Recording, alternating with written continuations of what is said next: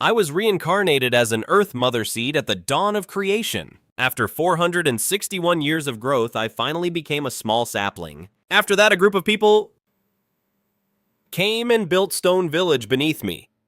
And within Stone Village, there were 3 magical beings. One was me, the little sapling, another was a lightning-struck tree next to me with only a single willow branch, and the last was a strange blood-red stone. The early settlers would kneel before us, 3 magical beings praying for favorable weather and bountiful harvests.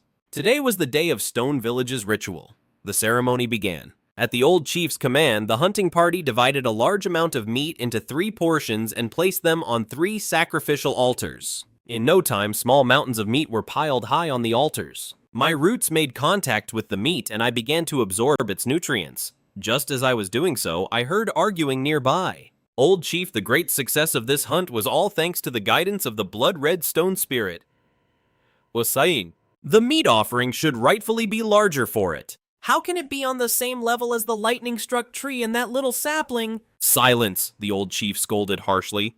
All 3 spirits receive equal offerings. This is the rule passed down from our ancestors. No one is to change it. Oh, of course I know the ancestral teachings, Shi Yunfeng retorted, still unconvinced. But for years now, we've relied entirely on the blood-red stone spirit. The willow tree has done nothing to help, to say nothing of that weak, fragile little sapling. As I listened to them argue, I prepared to continue absorbing the meat. But I found that the offering in front of me had already shriveled up. The meat in front of the willow tree was the same. When I extended my senses, I discovered that the blood-red stone had devoured all the offerings, and was now absorbing the meat on its own altar at a frantic pace. Just like that, it was all dried up, leaving nothing but gleaming white bones. Before anyone could react, all 3 offerings had been devoured by it. That beast. I couldn't help but curse. What's happening? The old chief was startled. He'd never expected something like this to happen. It's angry, the blood-red stone spirit is angry, Shi Yunfeng said quickly. It's just as I said. All our success is thanks to the stone, but the offerings were all the same. The spirit is enraged. Is that really it? The old chief was still shaken, unsure of what to do. Boom! Suddenly the sky changed color. Thunderclaps echoed as a massive bolt of lightning struck the blood-red stone. The blood-red stone bathed in the lightning arcs of electricity, seeming to flash from its cracks, making it appear even more divine and bizarre. Seeing this, the villagers were utterly terrified. They had never witnessed such a strange phenomenon. Although violent storms were common in the Great Wasteland, they had never seen lightning so terrifying and wild. Spirit, calm your anger, calm your anger. The old chief at a loss could only kneel and lead his people in kowtowing to the furious spirit. But the blood-red stone was completely unmoved. There was no response at all. The only answer was the increasingly violent thunder and lightning. Another thick bolt of lightning crashed down, followed by another and another endlessly. Under such a barrage, the villagers' faces were pale, their breathing ragged. They all knew that if one of those terrifying bolts were to shift even slightly, dozens of them could lose their lives. It was obvious that the blood-red stone had summoned this lightning. It was trying to use this display to showcase its divine power, to make the villagers fear and revere it, to force them to submit. My lord, from now on, we will follow only your guidance. The hunting party will worship you and you alone. A rumble of thunder echoed as the storm slowly began to fade. But it didn't stop. Chief, please say something. Shi Yunfeng looked to the old chief, desperate for him to make the promise. After all, he was the leader of Stone Village. He never imagined the guardian spirit would be this vicious. The old chief sighed. If this is how it must be, then we'll do as you say. Another clap of thunder echoed a little quieter this time, but the storm still didn't cease. The old chief and Shi Yunfeng were both completely baffled. We've already agreed, so why won't it stop this furious storm? What does it want? At this point, even I was a little confused. Don't tell me. You want all of the sacrificial bloodstones? Shi Yunfeng was stunned. Does it want us to ask the other 2 guardian spirits to leave? How could we possibly do that? Absolutely not. The old chief refused immediately. But in that instant, the thunder became even more terrifying. It was a horror unlike anything they'd ever experienced as bolt after bolt of lightning crashed down. It assaulted their ears and eyes, making everyone's head feel like it was about to split open from the pain. If this keeps up, people are going to die, Chief, Shi Yunfeng said, his voice filled with despair. If we don't agree, none of us are making it out of here alive. It's not that simple, the old chief yelled back. What do you think a guardian spirit is? Some pet we keep in the village. You think we can just ask it to leave whenever we want? Stone Village may be small, But it has inherited traditions from countless ages and has stood for years in the Great Wilderness. The old chief roared and ancient glowing runes began to appear on his forehead. At the same time, he raised a crystal-clear piece of bone into the air. Intricate symbols covered its surface. You want to be the sole recipient to have all our tribe's offerings, then you'll have to prove you're worthy. Whoever can help Stone Village survive the long winter, whoever can help us slay the terrifying beasts of the Great Wilderness, will become the one and only guardian spirit of Stone Village and receive all of our worship. Well now, I was speechless. They were actually holding tryouts for the position. The thunder quickly subsided. The Blood Knight also reigned in its anger, clearly agreeing to the competition. Its face was filled with confidence. It didn't give me the little sapling or the lightning-struck wood a second thought. Suddenly, the Blood Knight burst into flames. The searing heat made everyone's mouth go dry as their minds filled with confusion. Just then, Shi Yunfeng, who was still kneeling on the ground, suddenly cried out in a frenzy, "I see it! It's a miracle! It's a vision from our guardian. In the flames, I saw a valley filled with countless sheep." The old chief was also visibly moved. He knew exactly what a flock of sheep meant. That was enough food to feed the entire village for a whole year. Shi Yunfeng tried to contain his excitement. This is the Blood Knight's divine power. As long as we worship it faithfully, we'll never have to worry about food again. Yunfeng, calm down. The old chief was more level-headed. You haven't even hunted the sheep yet. Besides, the other two guardian spirits haven't made a move. How can you be so sure this one is the best? Although Shi Yunfeng wanted to argue, he ultimately nodded. Everyone waited in silence. But the willow god's branches just swayed in the wind, and I gave no reaction either. The truth is, I have root sense. I can perceive everything within 100 kilometers. I know exactly where to find prey and where danger lurks. I just don't have a way to display my divine power. But more importantly, I discovered that the flock of sheep the Blood Knight showed them was actually a trap set by a dangerous pack of snow wolves. They herd the sheep into pools of freezing water, letting them die of hypothermia. Anyone who dares to go after their prize is treated as a mortal enemy. If the Stone Village hunting party goes there rashly, they're bound to suffer a terrible loss. But even as it landed on a branch, the willow deity and I gave no sign. Shi Yunfeng shouted impatiently, "All right, everyone, disperse! Get some rest tomorrow, we hunt the flock of sheep." But the old chief frowned and stopped him. "It's not that simple," he warned. "Don't be rash. I will make the final decision about the hunt tomorrow." Shi Yunfeng tried to argue, but the old chief silenced him with a cold stare. Seeing this, the others all returned to their stone houses, leaving the old chief alone at the ritual grounds. He stood silently before the three guardian spirits until the darkest hour of the morning. Only then did he kneel before the lightning-struck wood and begin to whisper. Ancient script glowed on his body as if he were communicating through magic. But the willow deity remained silent, and the old chief's expression grew grim. He muttered to himself, "Why the silence? Is this a good omen or a bad one?" I was just about to curse him for his hypocrisy. He only consults the willow deity and not me. But just then, the old chief whipped his head around and stared right at me. He walked over quickly, a divine light shining in his eyes. I was thrilled. I thought he was going to use a secret art on me which would allow me to pass on the warning about the danger at the Yang Spring. But he just took a deep breath and turned around and left. Seriously, I was speechless. It seems my unremarkable appearance means I'm completely overlooked. I steeled my resolve. I couldn't just sit back and wait for disaster. I focused on that one emerald leaf. Its only purpose was to absorb nutrients, and it was absorbing them voraciously. So I decided to pour all the nutrients from my roots and all the life force from my other leaves directly into it. In the blink of an eye, all my other leaves withered and turned a deathly red. Only that single leaf grew even more vibrant. The withered red leaves were the warning I was sending. It was a kind of spiritual art, I guess. I could only hope the people of Stone Village would understand. Early the next morning, Shi Yunfeng gathered thousands of strong hunters in the Stone Village square. Although it was called Stone Village, it was actually a tribe known far and wide. It had tens of thousands of members. They drank to build their courage for the journey, and Shi Yunfeng, filled with bravado, raised a large wine jug. This hunt is sure to bring a bountiful harvest. Drink, drink. Thousands of warriors raised their bowls, drained them, and then smashed the stone bowls to pieces. But the old chief suddenly stepped forward, throwing cold water on their excitement. "Today is an ill omen. The hunt is cancelled."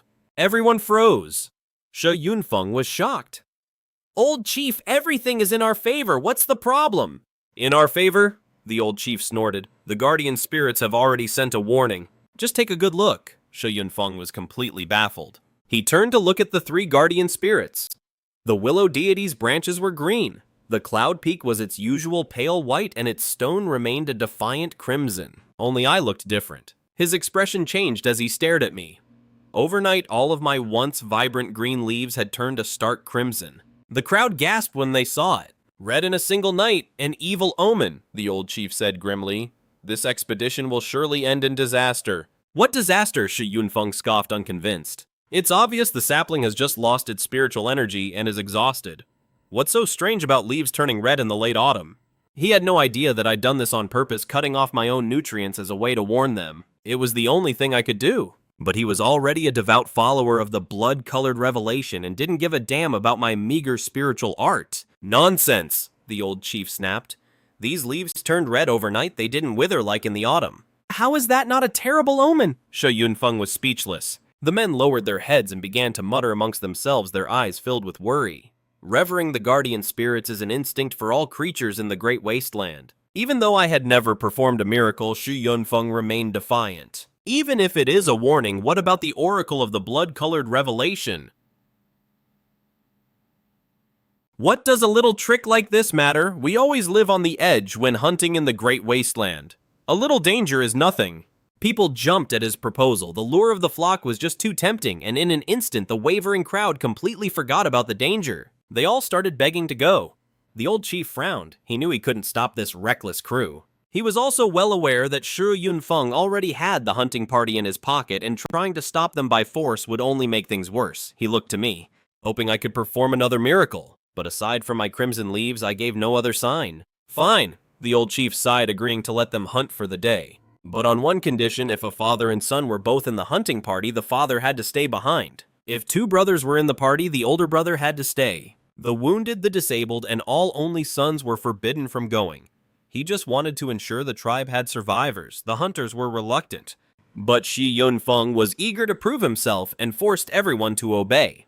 Soon, half the party had been left behind, and they all stared at me with hatred as if I was the one who'd ruined their big score. Old chief, we're heading out, Shi Yunfeng said with a smile. This hunt is sure to be a great success, but don't get greedy and take foolish risks, the old chief warned sternly. Bringing our people back safely is the real achievement.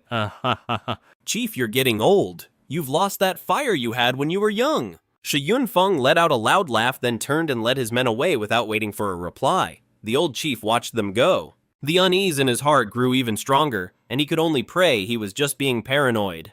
After the crowd dispersed, only the old chief remained at the altar. He walked before me and knelt in devout prayer.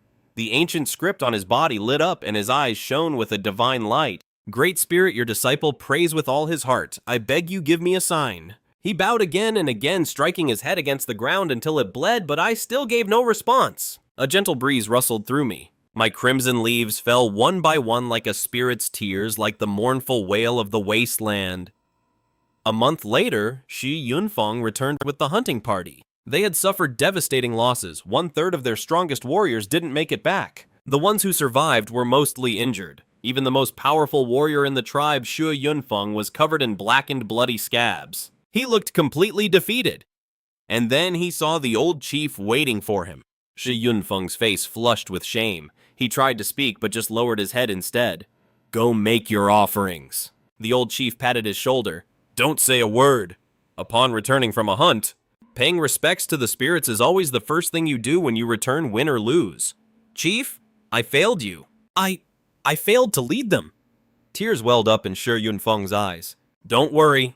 I promise I'll answer to our people. The men we lost, they were the providers for their families. Their deaths left so many widows and orphans in our village.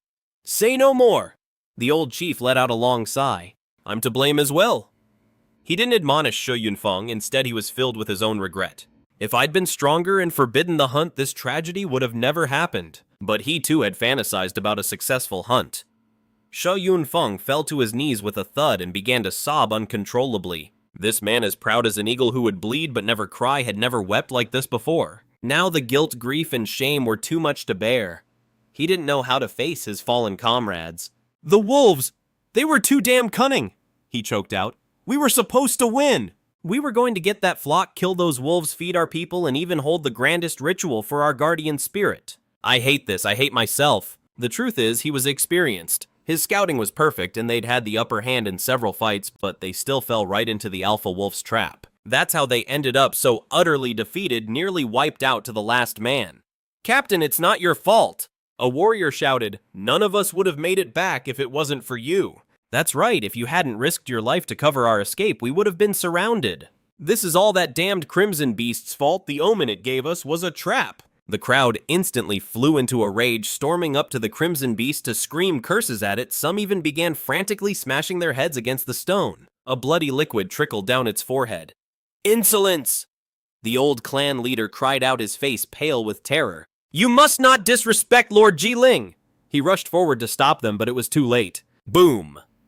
The Blood Knight suddenly erupted in crimson flames. In the next instant, a massive fireball blazed forth, giving the crowd no time to escape. Several clansmen were burned to death on the spot, while others were merely grazed by the sparks. But the sparks couldn't be extinguished, and in an instant their entire bodies were engulfed in fire. Help me! Help me! Several men, now human torches, writhed and screamed on the ground. Shi Yunfeng charged in to put out the fire, but the flames coiled around his arm like venomous snakes. An excruciating pain shot through him. Shi Yunfeng roared as glowing patterns appeared on his arm. With a hand chop as swift as a blade, he sliced off the burning flesh from his own arm. Clutching his wound, he staggered back, his heart filled with dread for the terrifying flames. The old clan leader led his people to kowtow. Lord Jiling, please quell your anger. My people in their ignorance have offended you. I beg you, for the sake of our 1,000-year bond, do not be angered. He then raised his voice. The failure of the hunt is not Lord Jiling's fault, nor is it Shi Yunfeng's. It's all my fault. It is I who in my old age and foolishness pulled away half of the hunting party. If I hadn't, we would have surely slain the wolf pack and brought back a bountiful hunt. The fault is mine. As soon as he finished speaking, the Blood Knight's flames began to die down. Clearly, Jiling was satisfied with this answer. Old leader, it's not your fault, Shi Yunfeng cried out. He knew that even with more men, they couldn't have defeated the wolf pack. The old leader had actually pulled the men away to preserve the village's strength for future hunts. He had once looked down on the old leader, thinking him old and too cautious. Only now did he understand that the old leader's foresight far surpassed his own. Enough. Say no more. The old leader cut him off. Everything is my fault. I am an incompetent leader. Shi Yunfeng was so ashamed he couldn't utter a word. Yunfeng, on your journey back, did you notice if you were being followed? The old leader asked suddenly. No. Shi Yunfeng shook his head.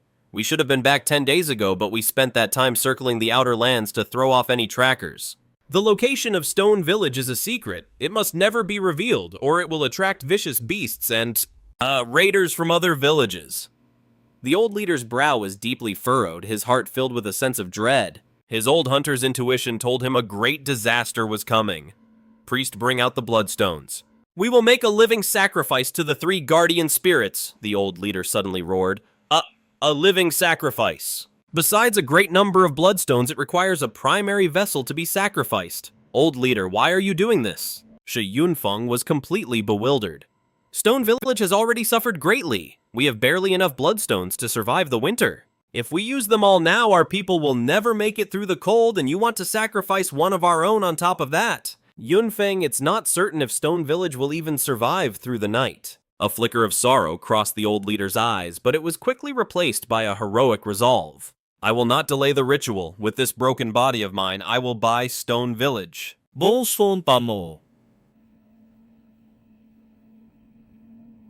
A glimmer of hope. Old leader.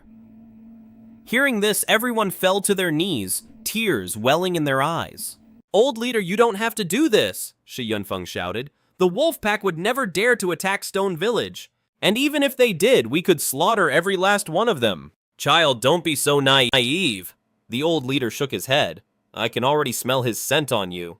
He and the Wolf King go way back. They clashed many years ago, and neither could claim a clear victory. Now that I am old, the Wolf King intends to take advantage and bring ruin to our entire clan. I am to blame? Shi Yunfeng dropped heavily to his knees and slapped himself hard across the face. Child, do not blame yourself. A fierce killing intent flashed in the old leader's eyes. He's coming for me, not you. Besides, it's not yet decided who will win and who will lose. Old leader, we deliberately delayed our return by 10 days to avoid being followed. Oh, was it all for nothing? Shi Yunfeng's face was etched with disbelief. Child, say no more. Prepare for the great ritual. The old leader patted his shoulder. Shi Yunfeng opened his mouth to speak, but no words came out. Finally, he roared, "Brothers, prepare for the great ritual!" Yes! The crowd roared in unison as the strongest warriors rushed to the warehouse to retrieve the bloodstones. My old friends, do you dare join this old man in the great sacrifice? The elder's voice was like a great bell shaking the very leaves on the trees. The great sacrifice meant great calamity. At first, no one answered. Gradually, elders with snow-white hair and beards emerged from their stone houses dressed in ceremonial robes and wearing 5-colored divine feathers atop their heads. Each divine feather represented a great deed. They were the last hope of Stone Village. The elders walked to the altar, standing shoulder to shoulder behind him. "Present the 5-colored divine feathers," the elder bellowed. 4 of the most decorated elders carried out a divine statue draped in a cloak of feathers. The feathers exploded with divine light under the sun, and all the clanspeople fell to their knees. The statue was placed heavily before the altar. The clan chief knelt before it. "Ancestors, do not blame us. Your descendants have been unfilial." The elders removed their own divine feathers and draped them over the statue, while the clan chief chanted to the statue Yunfeng and the others finished preparing the bloodstones. Mountains of bloodstones were piled before the 3 guardian spirits. He is full of reverence for me now, but if he had heeded the guardian spirits' warning signs back then, they wouldn't be in this desperate situation. The clan chief announced in a loud voice, "I ban the old clan chief who governed Stone Village. Offer a blood sacrifice of 100,000 lives. In my prime, I was just 1 step away from breaking through to the Grotto Heaven realm. Now I am old, my enemies are at our door, and the annihilation of my clan is imminent. In my youth, those beasts severed my path to the Grotto Heaven. In my old age, those same beasts now seek to slaughter us all. This is too much. With no regrets, I offer 3 drops of my purest essence blood. I pray the 3 guardian spirits will lend me their full strength and help this old man destroy these villains." 3 drops of essence blood seeped from between his brows, hovering in the air. They glowed with a golden luster. Only by consuming a precious medicine in my youth and refining it with the martial stone was I able to produce these 3 drops. If their power can help my clan repel our enemies, I will gladly offer my life. I swear I have no regrets, Bob Clan Chief.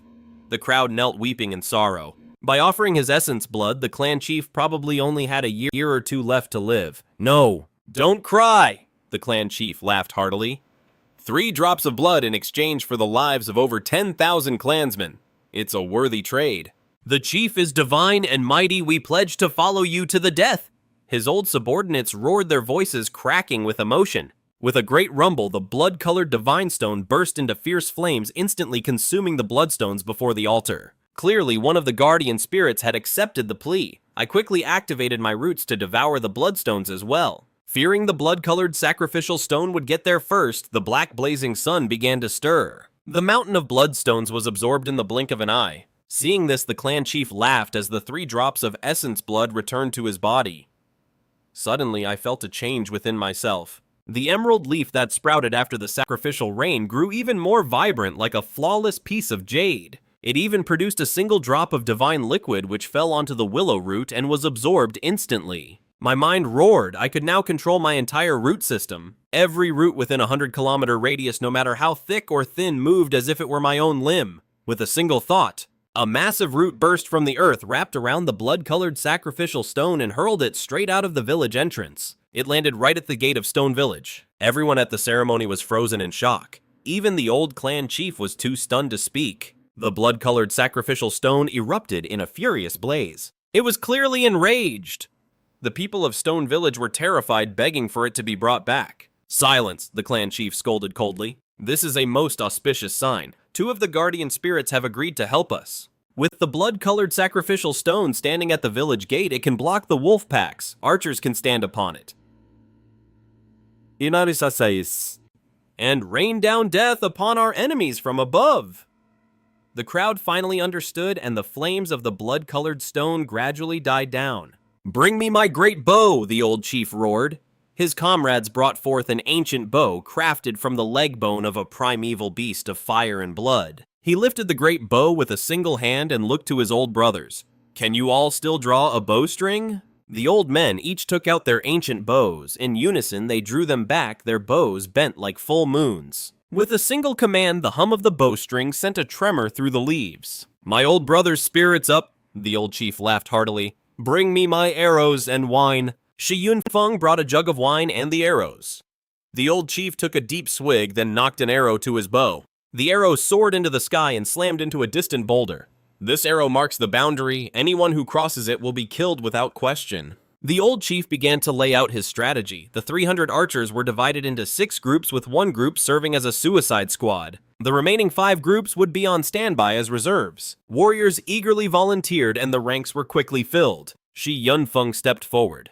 "I will lead a 1,000-man shield company to protect the riders and archers." The old chief approved but forbade any retreat. The 1,000-man company sliced their palms, smeared the green blood across their cheeks, and roared in unison, "We will not retreat a single step," the old chief declared at last. "And we, Old Bones, will hold the center, forming the final line of defense." The crescent moon hung like a hook in the sky. The warriors of Stone Village lay in ambush along the tree line, but the wolf pack was late to arrive.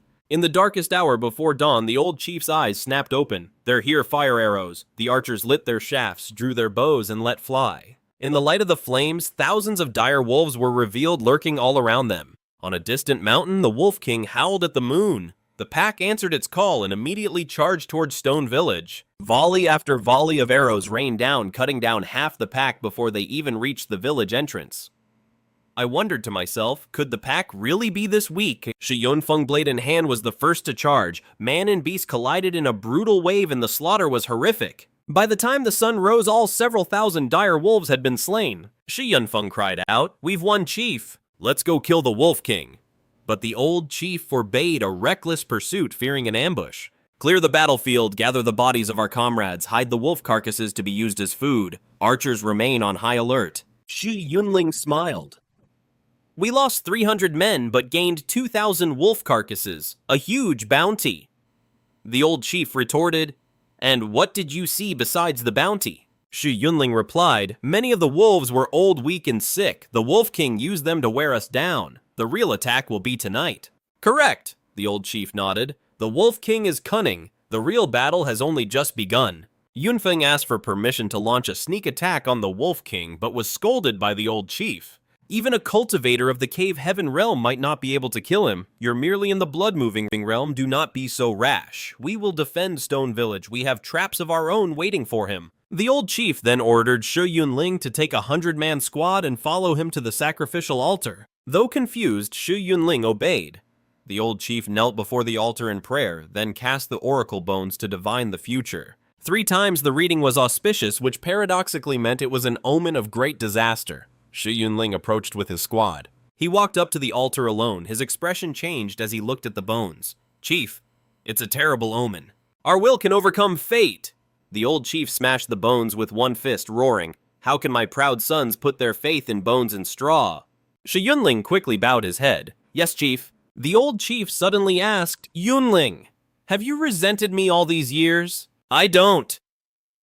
Shi Yunling forced a smile through gritted teeth, but the chief knew he was seething with resentment. "You are my son. You're shrewd and capable, far surpassing Shi Yunfeng in both strength and intellect. Yet I deliberately kept you from becoming the hunt captain. You must resent me for it." The old chief's tone was complex. He had done it partly to avoid showing favoritism and partly to temper Shi Yunling's character. Just as Shi Yunling was about to voice his grievances, he met the old chief's sharp gaze and quickly changed his tune.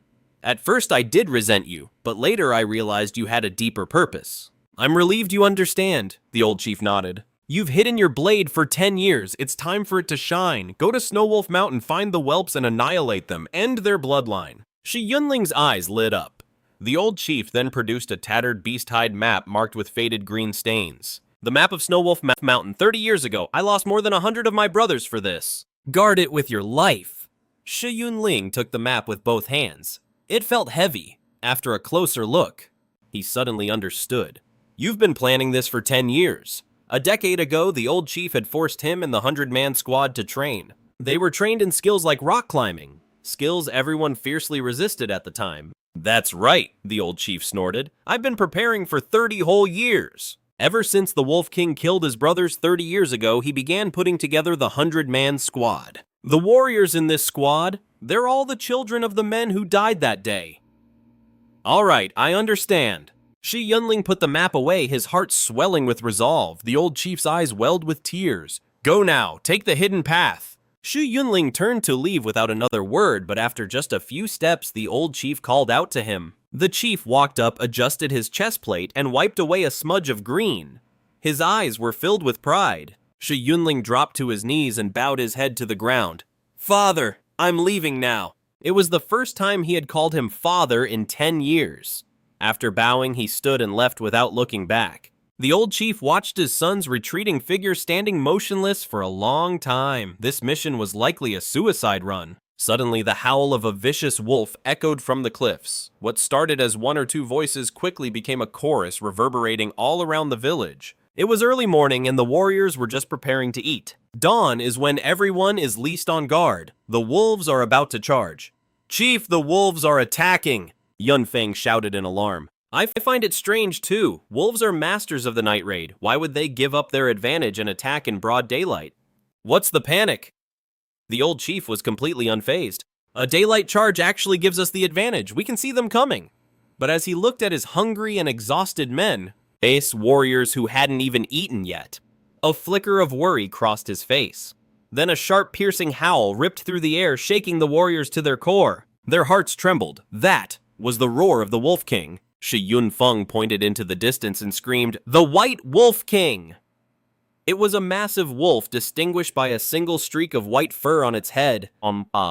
He had snuck up near the village intending to lead the charge himself. The old chief's eyes blazed as he stared down the White Wolf King. You could feel the deep-seated hatred between them. 30 years ago, the chief had been the village's greatest warrior, and the White Wolf King was the most vicious alpha of his pack. Their last confrontation was a river of blood.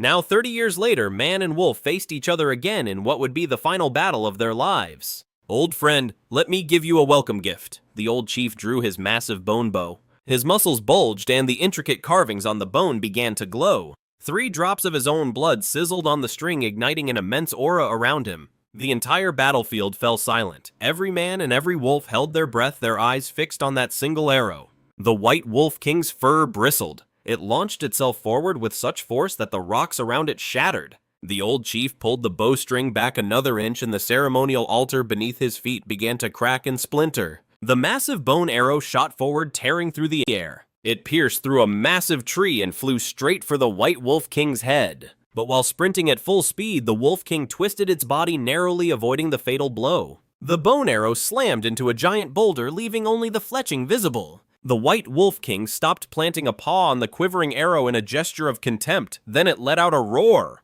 and a pack of enormous white wolves appeared, howling as they began their charge. They were like a pale torrent sweeping across the land, and everyone watched in horror. So this was the White Wolf King's plan to break their spirit with his elite pack. Archer's draw. The old chief commanded, his arm trembling slightly from the strain of his last shot, but he hesitated. He didn't give the order to fire, waiting until the white wolves were dangerously close before finally dropping his hand. Fire! A volley of arrows rained down. But the white wolves' hides were too tough. Most of the arrows only glanced off their flesh, with only a few finding their mark in an eye. The charge couldn't be stopped. Brothers, let's kill them all. Shi Yunfeng roared, raising his long blade stained with green ichor as the black-clad warriors of Stone Village charged forward. A tide of black and white clashed, kicking off a brutal, primitive slaughter. Shi Yunfeng fought his way forward, but his brothers behind him grew fewer and fewer, slowly being swallowed by the horde of white wolves. Archers fire, the elder chief commanded. The archers on the Crimson Knights fired from above, hitting the white wolves' vital spots. But there were just too many white wolves. They didn't have enough arrows and couldn't stop the assault. Soon, the pack of white wolves was at the village gate, with only the Crimson Knights holding them back. When the melee was over, more than half of the 1,000-plus warriors were dead. The White Wolf King approached, stepping over the green-stained corpses, and shattered the ancient sword the elder chief had launched earlier with a single swipe of its tail. It stared arrogantly at the elder chief on the ritual platform. The archers on the knights kept firing. Some collapsed from exhaustion after drawing their bows again and again. Some even lost the use of their arms. Annoyed, the White Wolf King ordered a few alpha wolves to storm the knights, swatting the archers on top to their deaths. Fall back to the village, the elder chief roared. That's an order. The archers, though reluctant, had no choice but to obey. Behind them were the brothers they cherished. They couldn't let them die in vain. The elder chief drew his own bow and ordered the village's remaining archers to cover the retreat. The White Wolf King roared again, preparing to charge around the knights, but just then, the Crimson Knights erupted in flames. The white wolves on top were instantly engulfed in fire, turning to ash in moments. Yes, the guardian spirit is taking action, the elder chief laughed loudly. I wasn't about to let those knights have all the glory. I immediately used my roots to wrap around the Crimson Knights. I lifted them high into the air and slammed them down hard onto the wolf pack. Boom! 10 white wolves were smashed into pulp, then incinerated by the flames. The people of Stone Village and the wolf pack were all stunned. No one had ever seen an attack like this. The more I smashed, the better it felt. I controlled my roots, swinging the knights around. Every swing wiped out dozens, even hundreds of white wolves. The flames on the knights blazed hotter and hotter, but my roots remained completely unscathed. My roots secrete a thick sap. Even if a root was burned away, another would instantly take its place. The knights had no choice but to be my weapon. My target had always been the White Wolf King, and I was slowly bringing him into range. I lifted the knights, spun them around like a whirlwind, and then hurled them forward. Like a cannonball, the knights shot straight for the White Wolf King's head. The White Wolf King instantly sensed the danger. Its fur stood on end, glowing with a golden light. It vanished from its spot like a gust of wind. Crash! The knights flattened a small hill, leaving behind a massive crater. Any wolves too slow to escape were smashed into paste. The White Wolf King stood a short distance away. Its eyes were wide with terror. It clearly regretted its attack. But I was helpless too. My powerful roots only have a 1-kilometer range, so I'm only effective near the village entrance. Ha ha ha ha ha, excellent! The elder chief was overjoyed. Our combined attack had instantly turned a losing battle. I had already wiped out 2/3 of the white wolves, and even the White Wolf King was forced to flee. Ancestors, protect us! Grant me your divine strength! The elder chief roared, ancient symbols glowing in his eyes. The 5-colored divine feathers on his body burst into flame. It was the blessing of generations of ancestors. His muscles bulged, becoming as hard as a bone dragon's. He drew the ancient bow again and fired 3 arrows in succession, each one far more powerful than before. The first arrow struck the White Wolf King in the shoulder. It barely managed to avoid a fatal blow. The second arrow was incredibly tricky, but he still managed to dodge it. The third arrow was the kill shot. A massive spectral wolf head materialized behind the White Wolf King, catching the ancient arrow in its jaws and shattering it. Incredible, the old chief remarked. The White Wolf King may have dodged by a hair, but he had still been outplayed. But he refused to admit it, roaring another challenge as he led the charge. A golden light guided the already terrified white wolves. Right where I want you, the old chief roared. Release! With a thunderous crash, a massive pit opened up at the village entrance, swallowing more than half of the white wolves. The rest were cut off by the chasm. What are you waiting for? Kill them. The old chief gave the order, and the warriors, snapping out of their shock, surged forward as one. They hurled a barrage of stones, arrows, and everything else they had into the pit. The pit was incredibly deep. The snow wolves couldn't climb out, forced to endure the onslaught of rocks, arrows, and poison from above. Sharpened iron bamboo at the bottom of the pit had already caused devastating casualties among the wolves that fell. Most importantly, the White Wolf King, having led the charge, was the first one to fall in. I used my power again, summoning a colossal blood-red knight and slamming it down into the pit. It sealed the chasm completely. The knight then burst into flames, utterly extinguishing any hope for the snow wolf pack. The few surviving wolves, now leaderless, descended into chaos. Kill them! The old chief bellowed. Don't let a single one escape, slaughter them all! The Stone Village warriors raised their long blades and charged once more. Shi Yunfeng and a few dozen wounded soldiers climbed out from under a pile of corpses, blocking the wolves' escape route with their notched weapons.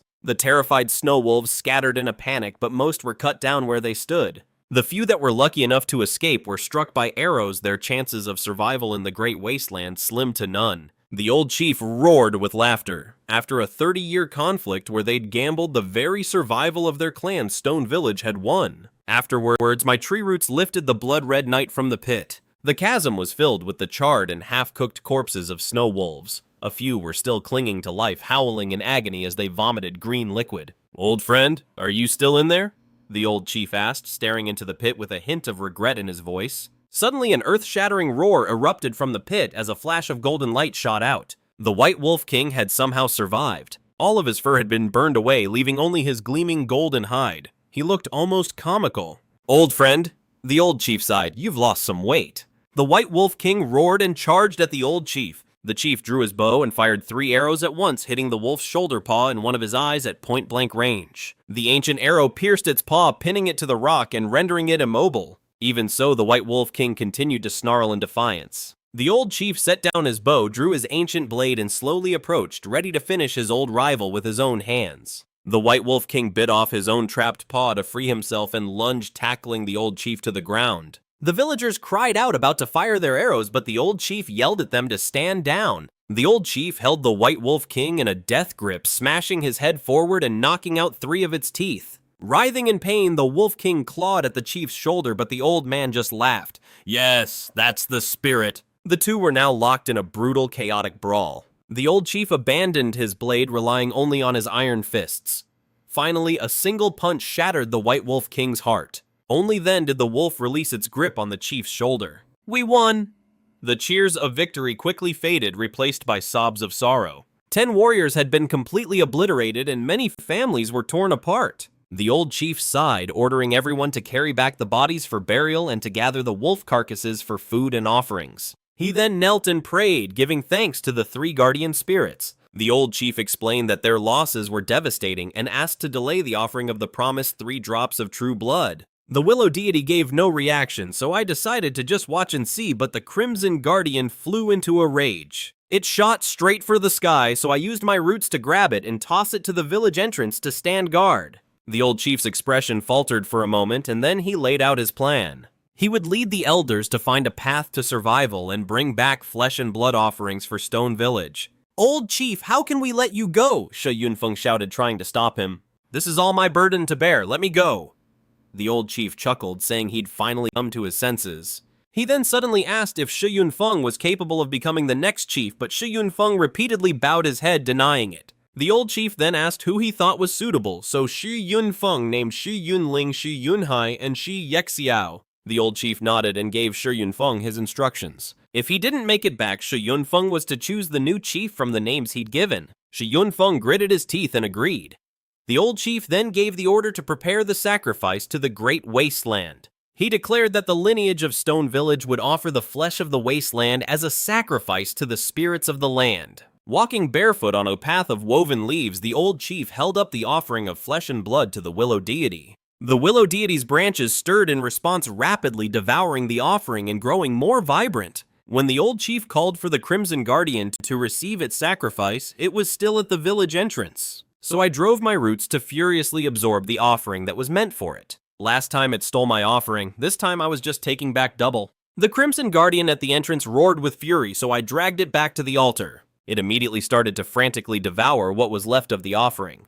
Then when it was my turn, I activated my roots and absorbed my portion. The primordial black sun inside me blazed to life, and a powerful surge of life force flooded my being. Soon, a tender new leaf sprouted. The old chief then personally presented me with the flesh of the Snow Wolf King. The energy within that offering was far greater than I expected.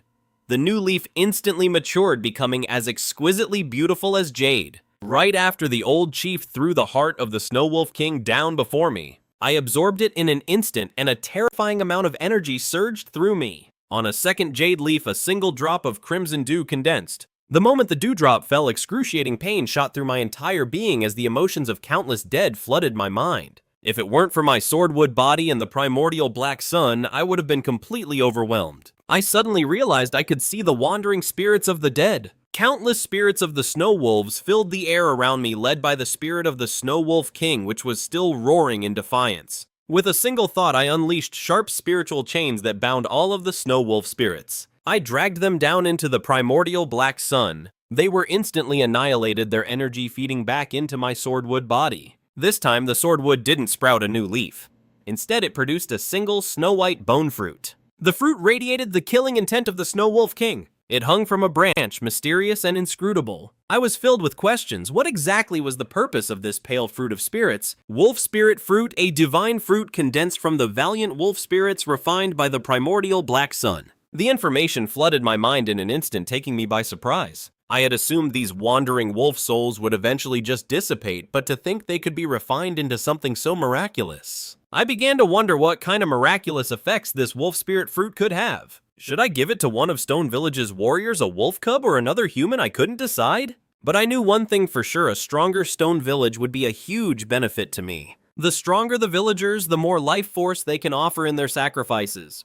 Besides, they need powerful warriors to hunt the formidable beasts in the first place. The village's warriors had to be strong, otherwise the very survival of Stone Village would be in question. "Bury our boys," the old chief said through tears as the villagers gathered the remains of their fallen warriors. At first it was quiet, but soon the cries merged into one and a blanket of sorrow covered all of Stone Village. The warrior spirits slowly ascended, dissolving into motes of light in the sun, passing on to the next life. I could feel their sorrow, their hearts were filled with reluctance, unwilling to leave this world. Suddenly, the primordial black sun activated on its own. Countless soul chains shot out, ensnaring every last warrior spirit. The spirits of the dead warriors instantly panicked. My heart clenched and I roared in anger. No! Every one of them was a hero of iron and blood. How could I let them be dishonored like this? I would never allow the souls of these brave warriors to be consumed and refined like the spirit of the snow wolf.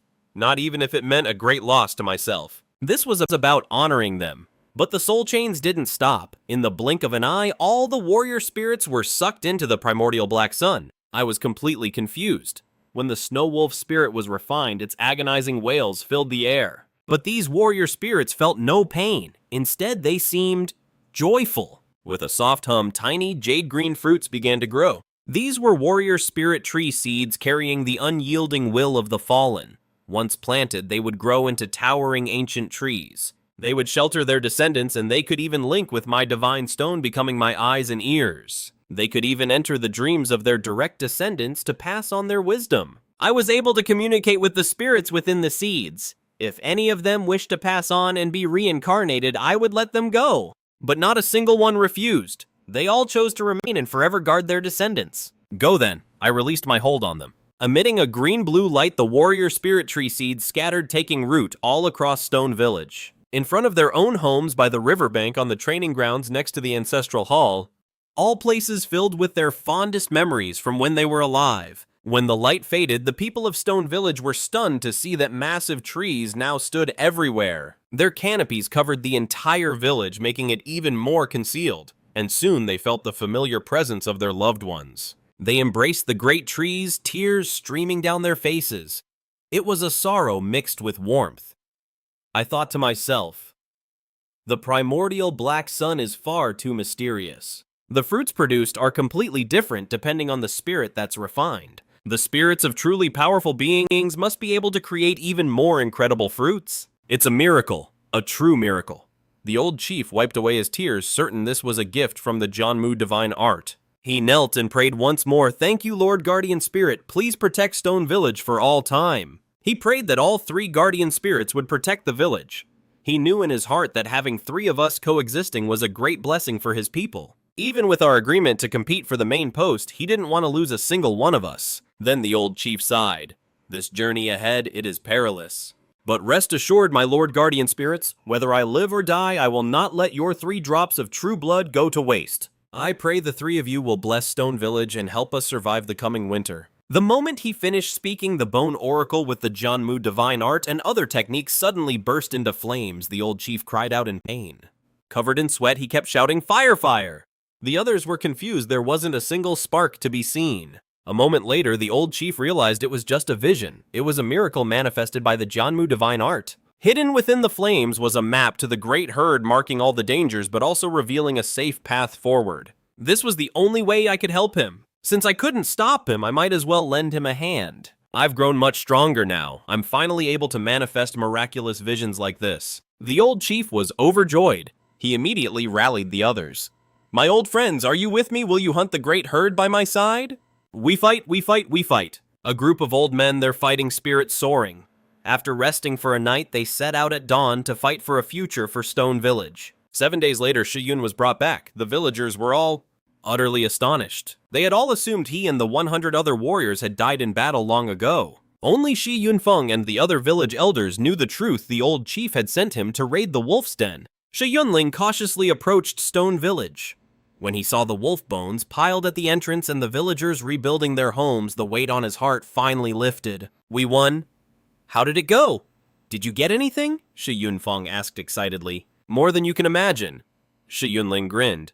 We cleaned out every last wolf cub on Snow Wolf Mountain. Really? That's incredible. Were there any casualties? Shi Yunfeng asked in disbelief. Not a single one, Shi Yunling said proudly. We left with 147 men and we came back with 147. Shi Yunfeng actually started counting them. After a moment, he said in shock, You're right. No one's missing. How did you manage that? A mountain man has his secrets, Shi Yunling said teasingly. Come on, teach me, I want to go raid wolf dens too, Shi Yunfeng begged. Nope, can't do it. Shi Yunling shook his head. This one's my special trick. Not without a jar of your best wine and a whole roasted sheep, that's for sure. You little rascal trying to blackmail me, huh? Shi Yunfeng roared with laughter. All right, it's on me. The warriors instantly erupted in cheers, already joking about Shi Yunfeng's fine wine and roasted sheep. Just then, Shi Yunfeng's expression turned serious. Everyone, before we drink, we first honor our fallen brothers. The crowd fell silent in an instant, their eyes filled with sorrow. Shi Yunling grew serious too. Brother Yunfeng, we forgot something important. We must pay our respects to the guardian spirit. Shi Yunfeng nodded, kneeling before the altar in pious worship. He murmured to himself, speaking of the confusion in his heart. Then he suddenly pulled a small white wolf cub from his robes. The little thing had golden eyes and a tuft of golden fur on its forehead. Its appearance was truly remarkable. Shi Yunling had dealt with plenty of wolf cubs, but this was the only one he couldn't bring himself to harm. Even he didn't know why, but I could tell this little one was special at a single glance. A name instantly popped into my mind, golden-haired snow wolf. Shi Yunling was completely baffled. He wasn't usually the sentimental type. Yet he couldn't bring himself to harm this little golden cub. I secretly guessed it had to be the creature's golden fur. That golden fur possesses a mysterious innate power to influence the hearts of men. Shi Yunling didn't understand what was happening, so it was only natural that he fell under its spell. Whether this little beast lives or dies, I asked the three guardian spirits to decide. Shi Yunling set his jaw tight. I, however, held no prejudice against the little cub. People always say you can't tame a wolf, but that's not actually true. The bloodline of a golden-haired snow wolf is even nobler than that of the Snow Wolf King. If raised well, it will surely become a powerful ally to Stone Village. Keeping it wouldn't be such a bad thing. Just as I finished that thought, a vibrant green willow branch suddenly lowered itself onto the cub's head. At first, everyone thought it was just the wind, but a moment later they realized it was the willow deity. Its branch was gently stroking the cub. The little wolf felt the kindness too. It hugged the branch and playfully rolled around. Interesting. I was quite surprised. I never thought the willow deity would accept a wolf cub. Shi Yunling burst out laughing. The willow deity has accepted it. He'd already grown fond of the little creature, and now he could finally breathe a full sigh of relief. The little creature stood happily on the altar and let out a roar at the sky. Its squeaky, high-pitched roar made everyone laugh. I had originally planned to give the pale wolf spirit fruit to the tribe's warriors, but now I had a change of heart. The fruit shares a similar origin with the little one. It would be best for it to consume it. The branch of the Jianmu divine art trembled, and the wolf spirit fruit levitated above the little creature's head. The little guy eagerly tried to reach it, but its short legs sent it tumbling face first into the dirt. Still, it refused to give up. That's a divine fruit from the Jianmu divine art, Shi Yunling exclaimed in delight. Incredible, just incredible. Even the Jianmu divine art has acted. The art itself has accepted the little one. Shi Yunfeng nodded excitedly, his earlier worries completely gone. But the wolf spirit fruit was suddenly pulled back into the leaves, and the little creature began to circle the divine tree anxiously. Take it easy. Prove your worth. When the time is right, you'll be granted the sword screen divine art. A leaf fell on his head as if it was a reminder. Right now, he was too weak to handle the fruit's power. I will grant it when you come of age. Shi Yunling understood the deeper meaning. Even he could barely withstand the fruit's oppressive aura. Suddenly, the bloody knight burst into flames. Its aura seethed with rage. It seemed the spirit within the bloody knight disagreed. Shi Yunfeng frowned and the little creature hissed and bared its fangs at the knight. Your courage is admirable. Let's give each other some time, Shi Yunling advised. But now the bloody knight's prestige in Stone Village had plummeted. Ever since being tamed by the sword screen divine art, it was more like a weapon for the art itself. I commanded the tree roots and threw the bloody knight out directly. It carved an arc through the air and landed in a heap at the foot of the mountain, its rage burning even hotter. But everyone else just burst out laughing. "Brother Yunfeng, where's the old clan leader?" Shi Yunling's tone grew cautious. He had been worried sick about his father's safety, even suspecting that his father had sacrificed himself to defeat the Snow Wolf King. "He's gone." Shi Yunfeng shook his head. The old clan leader only suffered minor injuries fighting the Snow Wolf King hand-to-hand, but he crushed its heart. Hand-to-hand, Shi Yunling's eyes went wide with disbelief. The old clan leader is incredible. Shi Yunfeng's eyes were filled with adoration. "Where is he? I need to buy him a drink." Shi Yunling was overjoyed, but Shi Yunfeng fell silent. "The old clan leader has already left Stone Village." "Shi Yunfeng, you goddamn bastard!" Shi Yunling roared, smashing a fist into his brother's nose. Shi Yunfeng's nose shattered. "You made this mess, and you made our old man clean it up for you. Are you even human?" "I'm not. It's all my fault."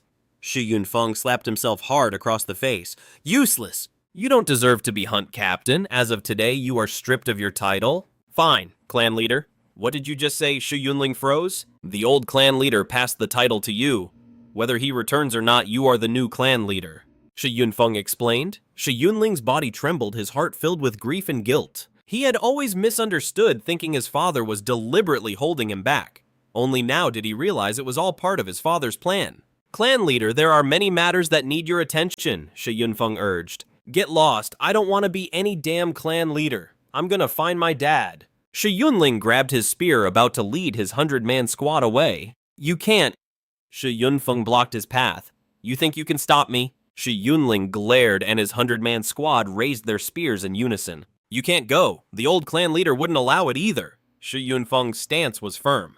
"And if I insist on going, then don't blame me for what happens next. Where is the hunting squad?" "Here!" A 1,000-man squad rushed out in an instant, weapons in hand. Shi Yunling roared with laughter as his aura exploded outwards. A single drop of true blood materialized above his head. You've entered the spotted blood realm." Shi Yunfeng staggered back in shock. "How did you do it?" "A stroke of luck." "That's right. On Snow Wolf Mountain, I was blessed by the ancestral spirits," Shi Yunling said bluntly. "Are you still going to try and stop me?" "Of course, I'll stop you even if it kills me." "Fine. Then let's see if you have what it takes to stop me. Fight." Just as the two brothers were on the verge of clashing, Shi Hao walked out. "Big brother, don't stop him. Let him go. The problems in Stone Village, you and I can handle them together." Caught up in the heat of the moment, Shi Yunfeng declared, "You're right. No matter how big the problem, we brothers will handle it. I'll figure out a way to deal with Snake Village and Yingbu." "All talk," Shi Yunhai scoffed. "You can't even beat your big brother." Shi Yunling cursed at him, and the two bickered back and forth. But Shi Yunhai's taunts were a deliberate ploy, and it worked. Shi Yunling finally began to calm down. He couldn't just abandon Stone Village. Snake Village was located in Snake Valley, using venomous snakes for both offense and defense. Their guardian spirit was a massive serpent skilled in using poison. The Ying tribe was composed of 4 or 5 hunter villages, and their spirit was a powerful golden eagle far stronger than both Stone Village and Snake Village. Now with Stone Village crippled and the old chief gone, the two tribes would surely seize the opportunity to attack. Shi Yunling quickly stepped into the role of chief and gave his orders, reinforce the pit traps and sharpen the arrows. The women were to salt the wolf meat and prepare grain. He turned to the master blacksmith, Uncle Hai, and said, "Uncle Hai, I need you to forge 12 bone spears from the Dragon King's spine. Is one day enough?" Uncle Hai frowned. "If everyone pushes themselves, we can do it, but we'll need the bloody sacrificial stone." "Jiling's Crimson True Flame, go and pray to him," Shi Yunling said, preparing to kowtow. Uncle Hai added, "We could also probably forge a few Wolf King bone bows from the Snow Wolf King's thigh bones. That would boost the strength of our archers." "Do it," Shi Yunling said with concern, "but don't work yourselves to exhaustion. This is a matter of life and death. We have no choice but to push through." Uncle Hai nodded. Shi Yunling kowtowed, reverently praying for a wisp of true flame to forge the divine weapons. The bloody sacrificial stone gave no reaction. He then promised to offer the hearts of over 1,000 wolf pups as a sacrifice. The stone remained silent. I was secretly surprised. This stone sure wasn't greedy at all. Shi Yunling had no choice but to compromise. "This is only half the offering. You'll get the other half after the job is done." A faint flame flickered on the stone, clearly dissatisfied. A cold glint flashed in Shi Yunling's eyes. "What if I add the gallbladder of an iron-horned horse and the eyes of a green-scaled eagle? Boom! The bloody sacrificial stone erupted in flames and a wisp of true fire emerged. Overjoyed Uncle Hay immediately led the blacksmiths to work. Those things are incredibly hard to get. With Stone Village's current strength, we can't possibly hunt them. Shi Yunhai shook his head and said, "But Snake Village and the Ying tribe have them, don't they?" Shi Yunling looked at him. "You're the cleverest one here. Figure something out. If you can't think of a plan, then you'll just have to go hunt them in the territories of Snake Village and the Ying tribe. Succeed or die trying." Shi Yunling said it with a straight face. "Hey, you can't bully people just because you're the chief," Shi Yunhai yelped. "I'm not the one who made promises to the guardian spirit. Why do I have to clean up your mess? If you were in my position, what would you do?" Shi Yunling asked, clutching the leather map his father had left him. This was the map that had led him to empty out Snow Wolf Mountain and obtain the precious medicine. But now it held no new clues to save Stone Village. There has to be a way. He muttered to himself, since the old chief left the village, he definitely won't interfere. But what backup plan did father leave behind? He was lost in thought when he suddenly realized the key to breaking the stalemate. The precious medicine. Just then, Shi Yunhai ran over. "Chief, I've figured out the key to breaking the stalemate." "What is it?" "A tournament. We invite the Ying tribe and Snake Village to a martial arts competition. You'll compete at the blood transformation realm. That will definitely intimidate them." Shi Yunling nodded. "That's actually a great idea. Then we just need to ask the guardian spirit for an omen. Yes, you and I will go to both tribes together." Shi Yunhai frowned displeased. "Me, I have to go." Shi Yunling smiled. "When two nations are at war, they don't kill the messenger. They won't harm you." Shi Yunhai forced a smile but was cursing him under his breath. Afterward, the two of them went before the guardian spirit and Shi Yunling knelt and prayed. But in reality, he was asking for help with his plan to trick the two tribes using a fake precious medicine. Suddenly, the willow god tree and every other tree in Stone Village burst into flames. The raging fire stained the entire sky red. Shi Yunling roared in terror and fury. But Wang Yunhai just looked on completely bewildered. What fireware model? So it was just an illusion. Shi Yunling broke out in a cold sweat, but then he was ecstatic. It's a miracle. There's a true treasure medicine in there, one that can create a warrior at the peak of the speckled blood realm. I can sense the location of the beast horde and the medicine. This is the only way I can help him. As for how he plays his hand and what the outcome will be, that's all up to him and fate. Ha ha, the guardian spirit is with me. Fate itself is on my side. Shi Yunling laughed heartily, pulling Wang Yunhai along as they headed towards Serpent Village. "I'm going to personally invite them to get the treasure medicine." Wang Yunhai hurriedly tried to stop him. "A clan chief can't just go off on his own. What if they capture you?" "Scared of what?" Shi Yunling snorted. "You think a few overgrown worms can do anything to me?" Wang Yunhai gritted his teeth. "I'm going too. What's there to be scared of? A few overgrown worms can't do a thing to me either." Shi Yunling roared with laughter. "Now that's a true man of Stone Village." With their plans settled, the two of them set off for Serpent Village alone. After trekking for several days, they reached the entrance to Serpent Valley. The mouth of the valley was thick with vines where incredibly venomous green snakes slithered about. But the two had coated themselves in snake-repelling powder and all the serpents kept their distance. Shi Yunling shouted, "Shi Yunling of Stone Village requests an audience." After he shouted a second time, there was finally a stir. Countless vines began to tremble and the snakes fled in a panic. A terrifying presence was approaching from all sides. Snakes. So many snakes. Wang Yunhai hid behind Shi Yunling. "Perfect," Shi Yunling chuckled. "Just in time for a snack." The words had barely left his mouth when an iron-horned serpent as thick as a water bucket lunged out and coiled around him. Shi Yunling didn't budge an inch as the power of the peak speckled blood realm erupted from his body. It stopped the iron-horned serpent from tightening its grip. "Aren't you going to get lost?" he roared. The iron-horned serpent, enraged, flew into a vicious frenzy. Shi Yunling just laughed wildly, grabbed the serpent, and viciously bit off a chunk of its flesh. The serpent's body shuddered, its strength draining away. "That's enough foolishness," a voice called out. A white-haired old man, Shi Yunhai, the second in command of Serpent Village, appeared standing right on the serpent's head. "Uncle Shi's still kicking, I see," Shi Yunling grinned. "You brat, let go of Little Black." Shi Yunhui's face was a mask. "Are you blind? This thing is the one that won't let go of me," Shi Yunling said deliberately, though in reality he was squeezing the snake's vital spot. "Are you here to pick a fight?" "I came to ask for a bowl of snake soup." Shi Yunling released the serpent. The snake fled as if it had just been granted a royal pardon. Shi Yunfeng's expression turned ugly. This was a grave taboo in Serpent Village. Who would ever eat snake soup? I'm a guest, aren't I? Aren't you going to invite me in? Shi Yunling grinned. Shi Yunfeng gave a cold, sinister smile, and a gray python far larger than the iron-horned serpent appeared. Its head was the size of a small hill. Brad, if I let this python swallow you, Serpent Village would be short one young prodigy. Shi Yunling's expression didn't change. He yanked the weak-kneed Wang Yunhai up and leaped onto the python's head. Uncle Shi, if you kill me, the gray blood Bodhi is gone for good. I hear that treasure medicine is formed from the true blood of a black python after it transforms into a flood dragon, and it can greatly increase the chances of that transformation succeeding. Shi Yunfeng's face changed drastically. He grabbed Shi Yunling by the collar and roared, "What did you just say?" The gray blood Bodhi, Uncle Shi, calm down. With a treasure like this, our 3 villages only have a slim chance if we work together. If any one of our clans tries it alone, they won't just fail, they'll suffer a devastating loss. Realization dawned on Shi Yunfeng. He had them ride the gray python deeper into Serpent Valley. Where's your father? Shi Yunfeng changed the subject. He's out hunting the sheep packs. We're really struggling to find food. Uncle! Shi, how about you give us a few thousand garter snakes so the folks in Stone Village can finally have some meat for a change? Shut up! Shi Yunfeng snapped at him again. They arrived in the depths of Serpent Valley. Countless pairs of eyes watched from the caves dotting the surrounding cliffs. An ancient voice rang out. Child, what is the purpose of your visit? I've come to discuss with Serpent Village about getting the gray blood Bodhi together.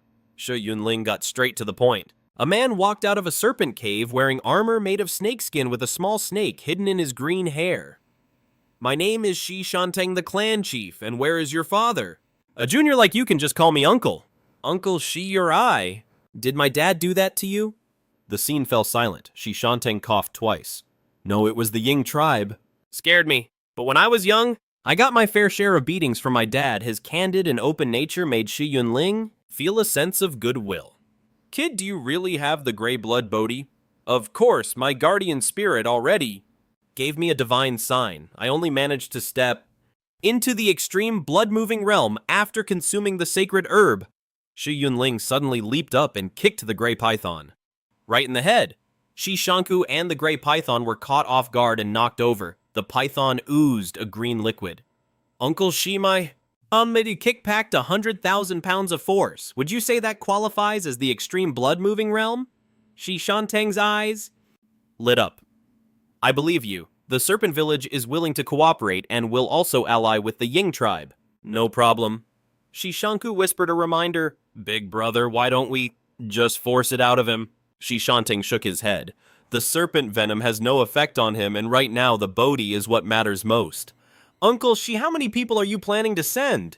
3 mid-level blood movers, 1 elite blood mover to lead them, plus 500 novice warriors. Shi Yunling nodded in satisfaction. After we succeed, the 3 families will split the Bodhi equally. As it should be. In 7 days, at the mouth of the river between our 3 villages. We'll gather and set out. All right, we'll do as Uncle Shi says. Shi Yunling stood up to leave. Shi Yunfeng stopped him and ordered someone to bring over an even larger gray python. On its head was a green egg. This is a gray python egg from a pure bloodline. Take it back and feed it well. In a little over 10 years, it'll be a powerful asset. Yunling, isn't this too valuable? No need to be so polite with family. He told Wang Yunhai to hold the gray python egg, which weighed a good 500 pounds. Although Wang Yunhai was reluctant, he had no choice but to comply. Shi Yunfeng said anxiously, Big brother, the gray pythons are our village's main fighting force. We can't just give one away. Shi Yunfeng laughed. If we can get the Bodhi, this is a small price to pay. Uncle Shi, this humble kid has one more favor to ask. Shi Yunling, pushing his luck, said, Could you possibly spare an iron-horned serpent's gallbladder? He had promised his guardian spirit an offering of an iron-horned serpent's gallbladder. In his previous fight with an iron-horn, he had to blood sacrifice its gallbladder. He knew a gray python's gallbladder was out of the question, so his only hope was with the iron-horns. Child, the serpent village never kills snakes. So where would we get an iron-horned serpent's gallbladder? Shi Yunfeng asked with a gentle smile. Big brother, why are you wasting your breath on him? Shi Yunfeng roared, This kid is out of line! Let's just beat him up and get it over with! Hiss! Hiss! The sound of hissing tongues echoed again as the serpent villagers hiding in the dark caves seethed with uncontrollable rage. Brother, stop! Don't be crazy! Shi Yunhai's heart pounded in his chest. He did not want to die. Shi Yunfeng chuckled. This kid is so honest. I like him.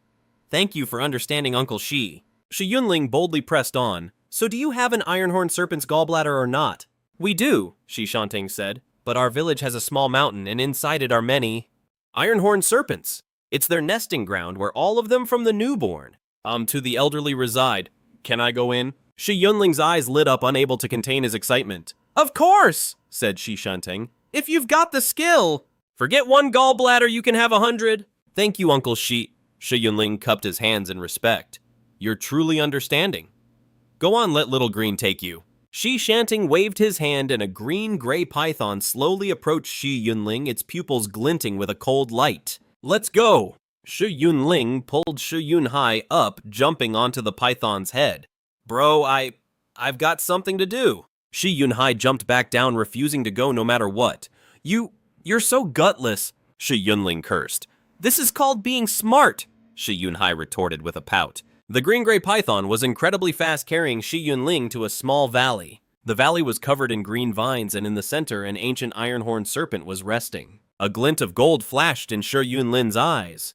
He was certain the python's fighting strength was fully intact and that he could easily bring it down. Without a moment of hesitation, he leaped down, yet the ancient iron-horned python didn't even lift an eyelid, completely unaware of his presence. Just as Shi Yunlin was about to make his move, several iron-horned pythons suddenly darted out from the vines. They were a brilliant jade green, making them nearly impossible to distinguish from the foliage. Upon seeing Shi Yunlin, they all began flicking their tongues and lunged toward him. To them, his perfected mottled blood was the ultimate treasure. Shi Yunfeng let out a great laugh. The iron-horned pythons were practically drooling for Shi Yunlin's flesh and blood. Kid, I forgot to mention, this valley is called the Iron-Horned Python Purgatory. It's extremely dangerous. This used to be the Snake Village's training grounds where our warriors would fight to temper their bodies.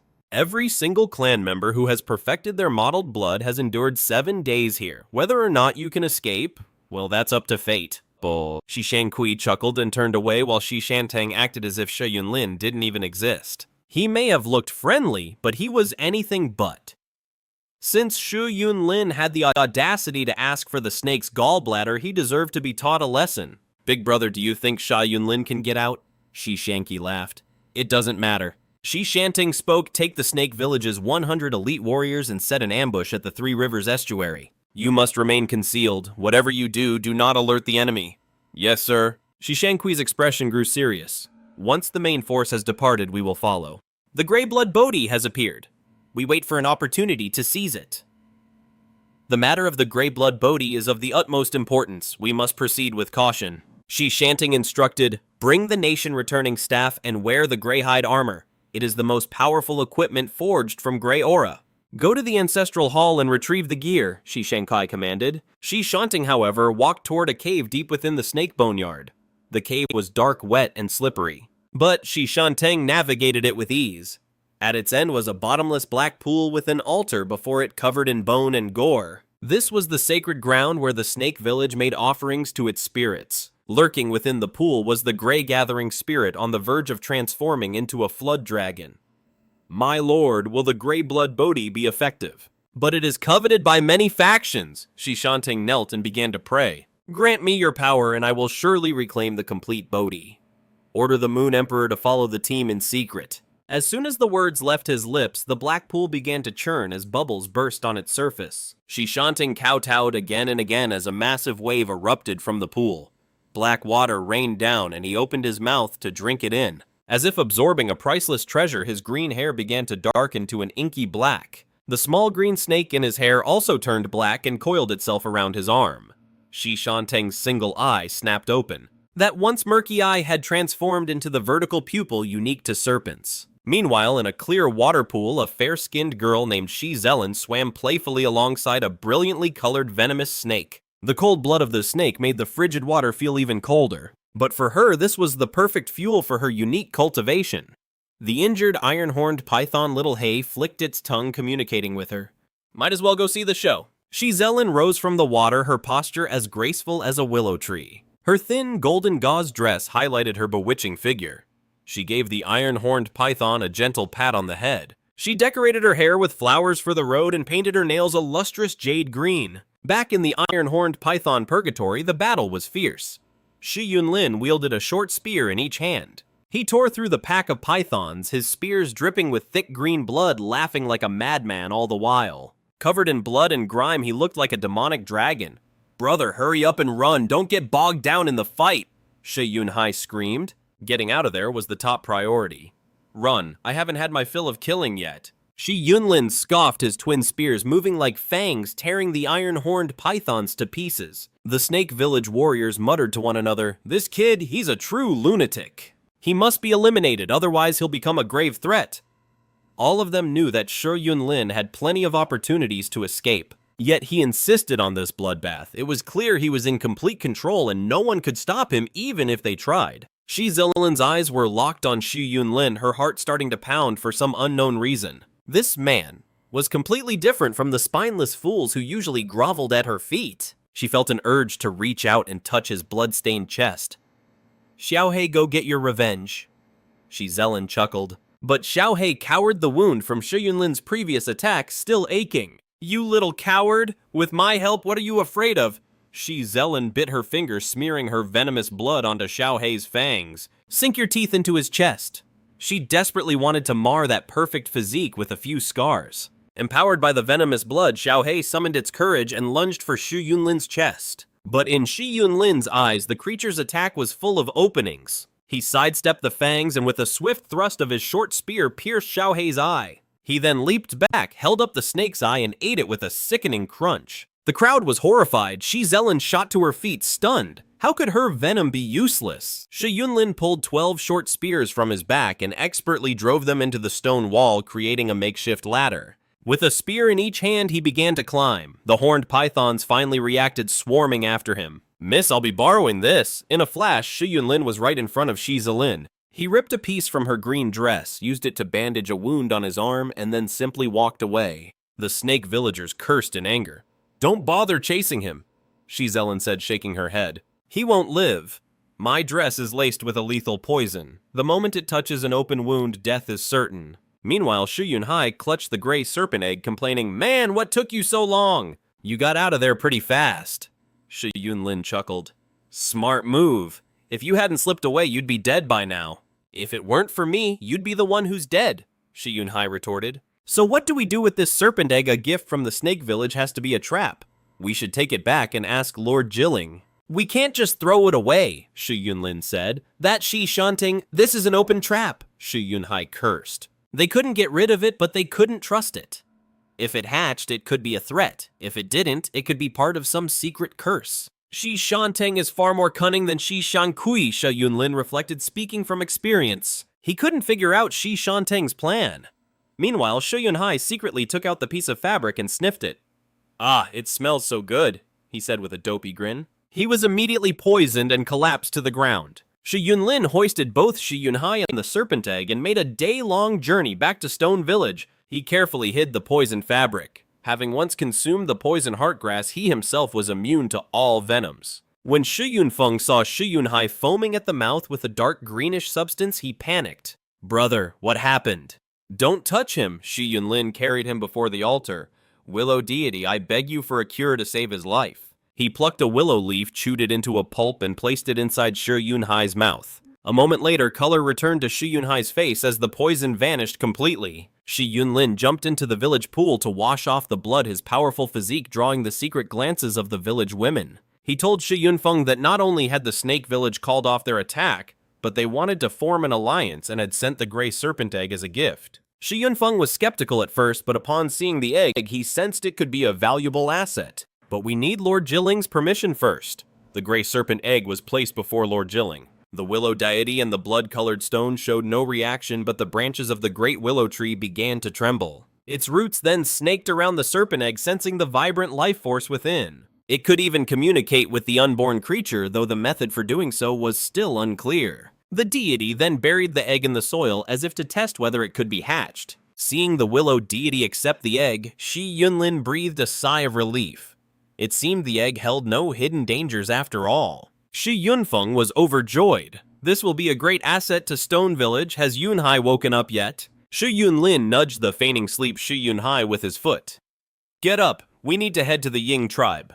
They were going to feast on roasted whole lamb, and he was completely won over by his sister-in-law's cooking. Shi Yunhai opened his eyes to bargain. Afraid he wouldn't make it back alive, he asked for a promise to eat his fill upon his return. Shi Yunling mentioned he was starving just as Shi Yunhai's sister-in-law brought out some aged cured mutton. Shi Yunhai then pulled out a few cuts of snake meat he'd brought back, and everyone immediately got ready for a feast. Just then a golden eagle soared over Shi village. A colossal shadow fell over them like a storm cloud before a downpour. Shi Yunling and the others who were about to eat quickly noticed something was wrong. Looking up in shock, they saw a golden eagle sweeping low across the sky. Its massive wings blotted out the sun, and as it grazed past the ancient trees of Shi village, branches were sliced clean off. Its sharp feathers and talons like steel blades were clearly visible. Right after, a whole flock of green-scaled eagles followed a formation that could only belong to the eagle tribe. Looks like we won't have to go to the eagle tribe after all.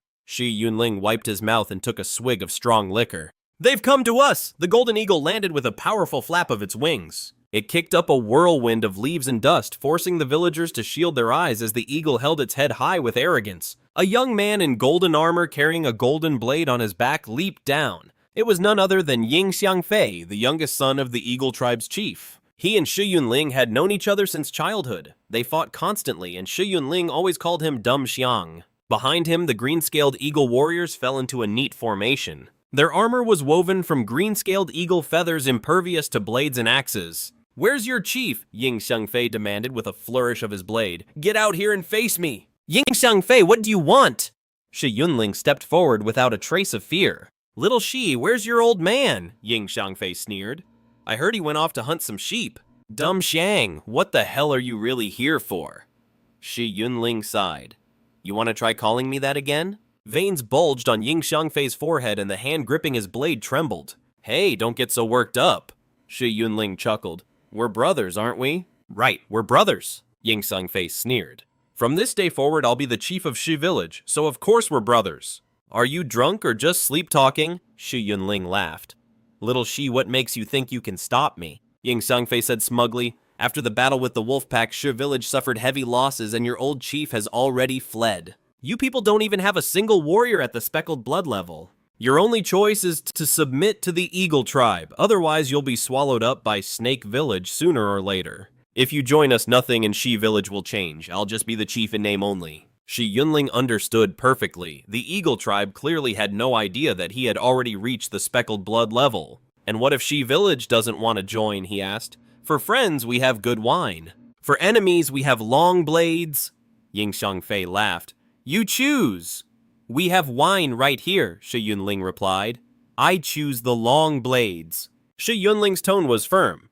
Don't be a fool. If you push this, things will end badly for Shi village. Ying Xianfei threatened. You've gotten bold, haven't you? Have you forgotten all the times I beat you? Shi Yunling burst out laughing. You're asking to die? Ying Xianfei roared with fury, unleashing the oppressive aura of a speckled blood-level warrior. Open your eyes and look! Are you still a match for me? But Shi Yunling didn't even flinch. He just smiled. No wonder you had the guts to show up at our door, so you've had a breakthrough. The entire eagle tribe stands behind me. You can't afford the consequences of angering us, Ying Xianfei snarled. The eagle tribe wants to kick us while we're down. It won't be that easy. Shi Yunling scoffed. Ying Xianfei suppressed his rage. For my uncle's sake, I'll give you one chance. If you can break this golden blade in my hand with a kick, I'll turn around and leave. I'll leave right away, no more words. He was certain Shi Yunling couldn't do it. The hardness of the golden blade could only be challenged by someone at the absolute peak of the speckled blood realm. Bro, you for real, Shi Yunling grunted. I Yin Xianfei am a man of my word. Fine, fine! Shi Yunling suddenly exploded with power, kicking the golden saber. With a loud crack, the golden saber snapped in two. The broken blade flew past Yin Xianfei's cheek and slammed into a tree. A line of green liquid seeped from the wound on Yin Xianfei's face. How is this possible? Yin Xianfei was in utter shock. He reached up and touched his cheek. His hand came away covered in the green fluid. He couldn't believe his eyes. You can enter the spotted blood realm. I refuse to believe it, Shi Yunling laughed. No matter how many resources you have, your talent is nothing compared to mine. Yin Xianfei was so enraged his blood began to boil as he roared. Go home, that's not a good idea. Our mission was to take over Stone Village. If we go back empty-handed, we'll get chewed out for sure, maybe even get stuck shoveling bird crap. The Eagle Squad's captain Yin Xiangli whispered urgently, "If we all attack at once, our chances are good." "Shut up," Yin Xiangfei roared. "You dare call me dumbass Xiang.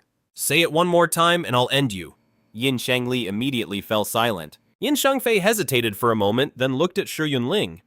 "Don't get cocky. Fine, I'll leave. But the rest of the Yin tribe won't just let this go. Next time my father will come himself. Do you really think you can stop him? You should be more worried about yourself. I hear your father's whip hurts like hell." At Shi Yunling's words, Yin Xiangfei instinctively shuddered. Yin Xiangfei snorted coldly and turned to get on his golden eagle, but Shi Yunling called out to him. "Don't you think there's something strange about this whole affair? A mission with this much potential for glory? Why would it be given to you? Your eldest brother is powerful. Your second brother's family on his mother's side is strong, and your third brother is clever. It never should have been your turn. This was obviously a setup. Someone wanted you to make a fool of yourself." Yin Xiangfei was silent. Shi Yunling's words had hit a nerve. "Are you trying to drive a wedge between me and my brothers? I'm just speaking the truth." Shi Yunling continued, "I have a plan that will not only spare you from punishment, but also earn you a great honor. However, I'll need the eyes of an adult green-scaled eagle. It's fine to take them after it's already dead." Yin Xiangfei was intrigued. "What kind of great honor? I won't do anything that would harm my own tribe. Stone Village has found a gray blood Bodhi fruit tree, and I've already made a deal with Snake Village to harvest it together. You'll take me back with you and convince your father to let you in on the operation. Once we get the fruit, we'll split it 70-30. Wouldn't that be a huge accomplishment for you?" Yin Xiangfei's eyes lit up. "Are you serious? You're not messing with me?" "Of course I'm serious. When have I ever lied to you?" Shi Yunling coughed twice and added, "Shi Zelen from Snake Village will be there too." Yin Xiangfei was instantly thrilled. "Zelen's going to be there, all right. I'll take you back with me. But if you can't convince my father, don't you dare blame me. Just don't forget what I asked for." Shi Yunling agreed. "After it's done, I'll even throw in one of Shi Zelen's personal handkerchiefs for you." Yin Xiangfei was ecstatic and nodded frantically. "No problem. Let's go right now. We'll take my golden eagle." "Wait, aren't you afraid of heights?" "I'm not afraid of heights anymore." Shi Yunling puffed out his chest. "Fine." But as he climbed onto the golden eagle and it soared into the sky, he was so terrified he gripped its feathers for dear life, his eyes squeezed shut. Yin Xiangfei burst out laughing. "Stonebro, why are your eyes closed? You look pathetic." "Shut up!" Shi Yunling cursed at him. A moment later, Yin Xiangfei made the golden eagle dive sharply. Shi Yunling screamed, "Dumbass! Shang, what are you doing?" But Yin Xiangfei just made the eagle soar back up again on purpose, finally landing on a 100-foot tall tree. Shi Yunling trembled as he opened his eyes, only to see nothing but air beneath his feet. He roared with fury, "Dumbass Shang, I'm going to kill you!" The Yin tribe was composed of 5 mountain peaks, and each peak was its own village. The highest point in Stone Village was Eagle's Sorrow Cliff, which was the hunting ground for poisonous spiders. The Eagle tribe worshipped birds in the sky, believing that the higher they lived, the closer they were to the gods. I followed Yin Xiangfei and Shi Yunling as we landed on the platform of Eagle's Sorrow Cliff. The great sky-holding cauldron in the center was shrouded in flames, boiling a bloody mixture that gave off a foul stench. On either side stood dozens of masked green-scaled eagle warriors holding long spears. A thick green liquid was still dripping from the spearheads. Something about the atmosphere felt wrong, Shi Yunling said warily. "This really isn't right. What do you say we head back?" Yin Xiangfei mumbled, "Go back where?" Shi Yunling stared at him stunned. Yin Xiangfei coughed twice. "It's fine, let's go." The moment they stepped forward, the green-scaled eagle warriors blocked their path with their spears. "What do you think you're doing? I have urgent news for the chief," Yin Xiangfei roared, but they didn't budge an inch. All he could do was shout at the top of his lungs, "Dad, I have good news." The chief didn't appear. Instead, a towering man walked out clad in blood-red armor with a massive crimson greatsword on his back and eyes that glowed red. "But big brother, where's Dad?" Yin Xiangfei's lips turned pale, terrified. "Dad's busy with important matters and has no time for you. What's this good news?" the red-eyed man asked coldly. Yin Xiangfei stammered, unable to speak his mind a complete blank. "Get over here," the man commanded, beckoning with a finger. This was Yin Xiangqishang. Yin Xiangfei hesitantly shuffled closer. Yin Xiangqishang asked impatiently, "Did you take Qitong or not?" No, Yin Xiangfei forced himself to answer. "Useless!" Yin Xiangqishang cursed, then suddenly grabbed him by the hair. and shoved half of his face against the scorching hot bronze cauldron. Yin Xianfei let out a blood-curdling scream, his body twisting wildly, but he couldn't break free. "Let him go!" Shi Yunling roared, drawing his short spear and charging. Yin Xiangqishang kicked out and the short spear was instantly bent and destroyed. Shi Yunling spat out a mouthful of green liquid as he and his ruined spear were sent flying back. Yin Xiangqisheng let go of Yin Xianfei and looked you up and down. "You've already reached the Spotted Blood Extreme Realm. Impressive. No wonder you dared to barge into my Eagle Tribe's territory alone. He's your own flesh and blood. How can you be so cruel? Are you even human?" Shi Yunling shouted in anger. "This idiot couldn't even handle a simple task. He deserves to die. I'm just teaching him a small lesson." Yin Xiangqisheng sneered. "Even a fool knew that retaking Stone Village was a trap. Failure was to be expected." Shi Yunling felt a surge of indignation for Yin Xianfei. If even a fool knew that, but he didn't, doesn't that make him even more deserving of death? Yin Xiangqisheng's logic was so twistedly confident that Shi Yunling was left speechless. "Shi Yunling, you must be Stone Village's strongest warrior, right? Once I kill you, there'll be nothing stopping me from taking your village." A cruel smile spread across Yin Xiangqisheng's face. "I'll chop you to bits and throw you in the cauldron. You want to kill me? The Eagle Tribe will pay a heavy price for it." Shi Yunling laughed heartily. "I can kill you all by myself." Yin Xiangqisheng drew his sword. "Give me one reason not to cook you and instead let the Golden Eagle Elder tear you apart." "Cook me!" Shi Yunling kicked the bronze cauldron over. The rancid meat and organs inside spilled across the ground, the stench of blood filling the air. It was only then I realized the meat in the cauldron was human, prepared for the Golden Eagle Elder whose stomach was injured. "You're fucking asking for it." Yin Xiangqisheng swung his sword, but Shi Yunling was ready.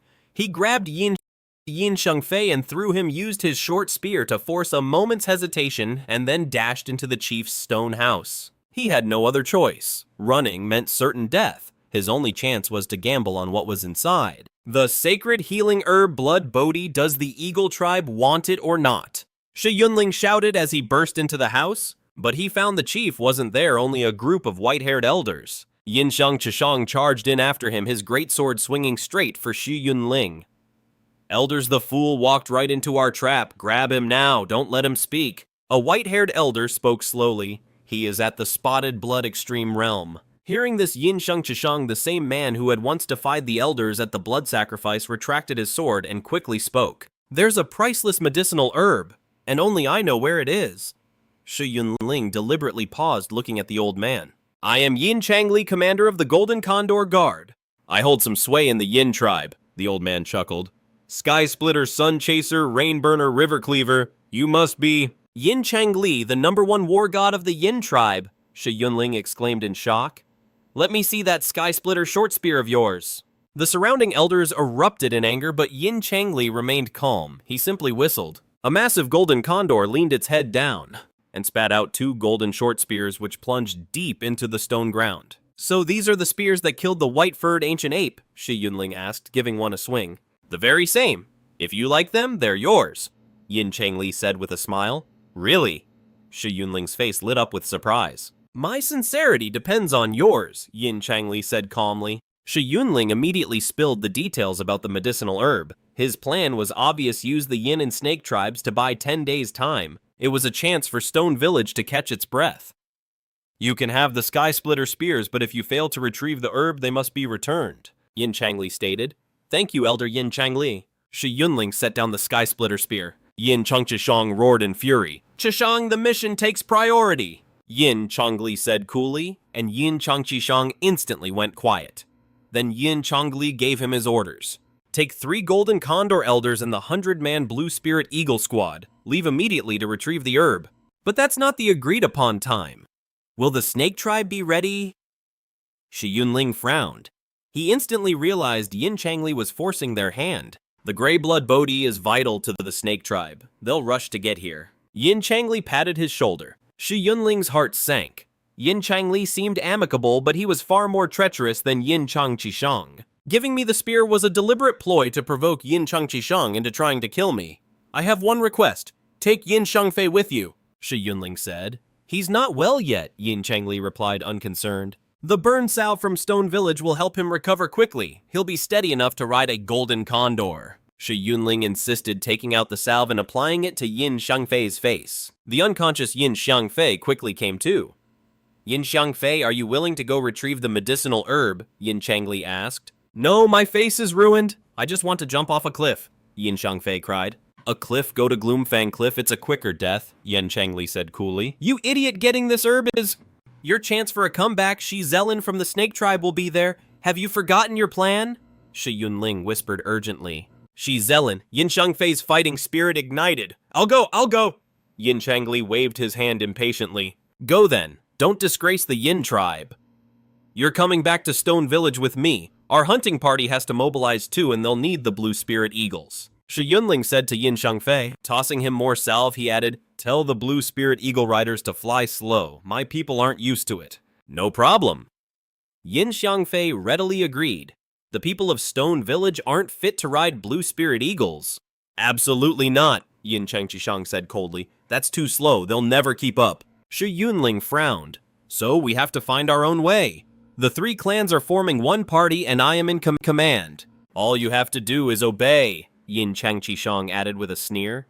Shi Yunling gritted his teeth, not daring to talk back. Move out! The Yin tribe warriors will wait at the Three River Pass for 2 hours. Whether the Snake and Stone villages can make it is their problem.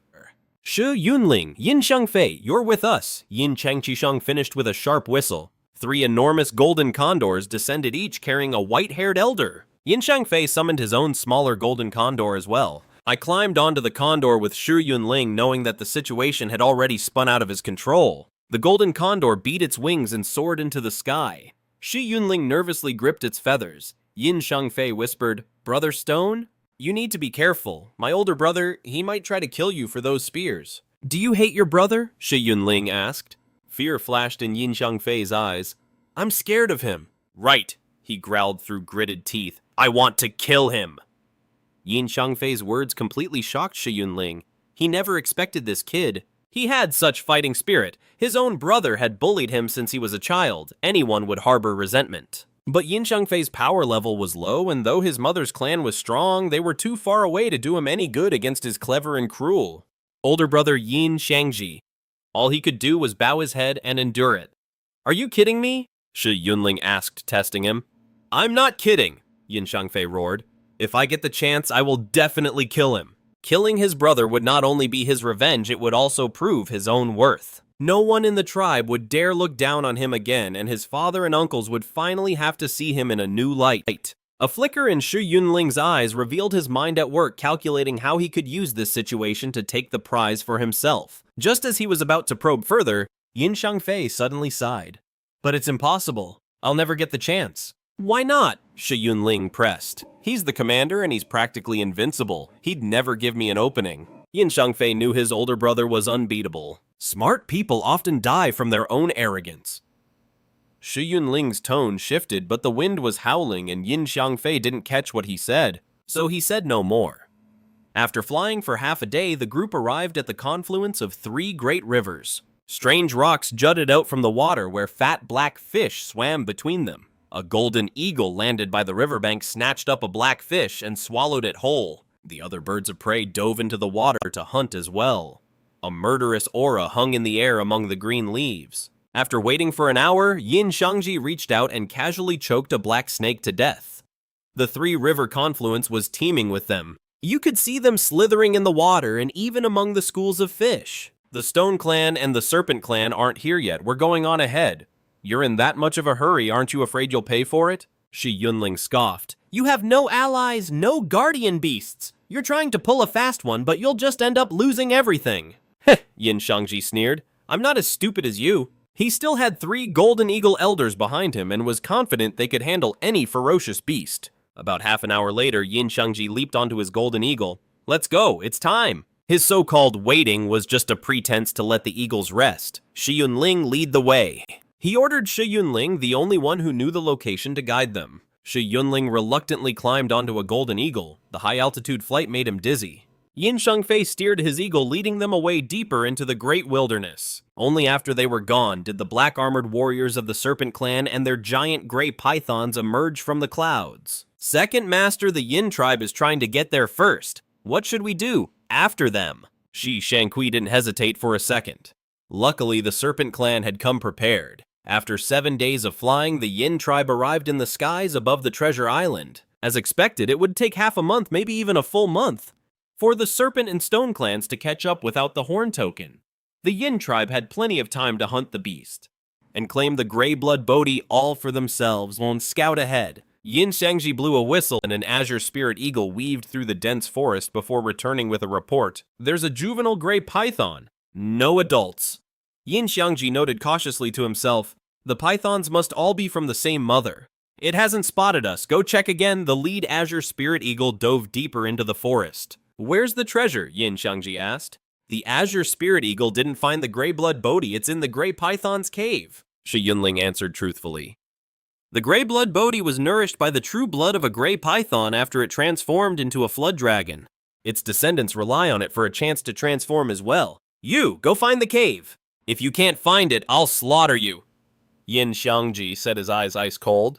Fine, I'll keep looking, Shi Yunling snorted. Deep in the forest, he was confident he could evade capture if he needed to. Useless. What are you just standing there for? Yin Xianxia cursed, ordering Yin Xiangfei to go with Shi Yunling and keep an eye on him. The serpent's lair was hard to find, but Shi Yunling wasn't even trying. He just wandered through the forest, aimlessly. Yin Xiangfei didn't care where they were going either. He just sighed with regret. Looks like we won't be catching up to Shi Zelen. If it's meant to be, we'll meet again. Shi Yunling walked up to a small hill. We're here. Where? I found the serpent's lair. Yin Xiangfei was confused. A place to watch a show. Shi Yunling chuckled.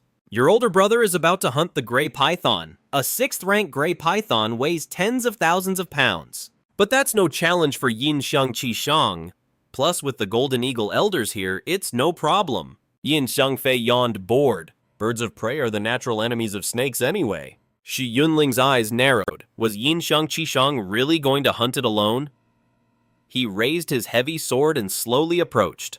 The 3 Golden Eagle Elders moved to help, but he stopped them with a wave of his hand. The Grey Python roared and lunged forward. It smashed through countless trees and in a single gulp swallowed Yin Xiangqi whole. Ha ha! It swallowed him. Yin Xiangqi is dead!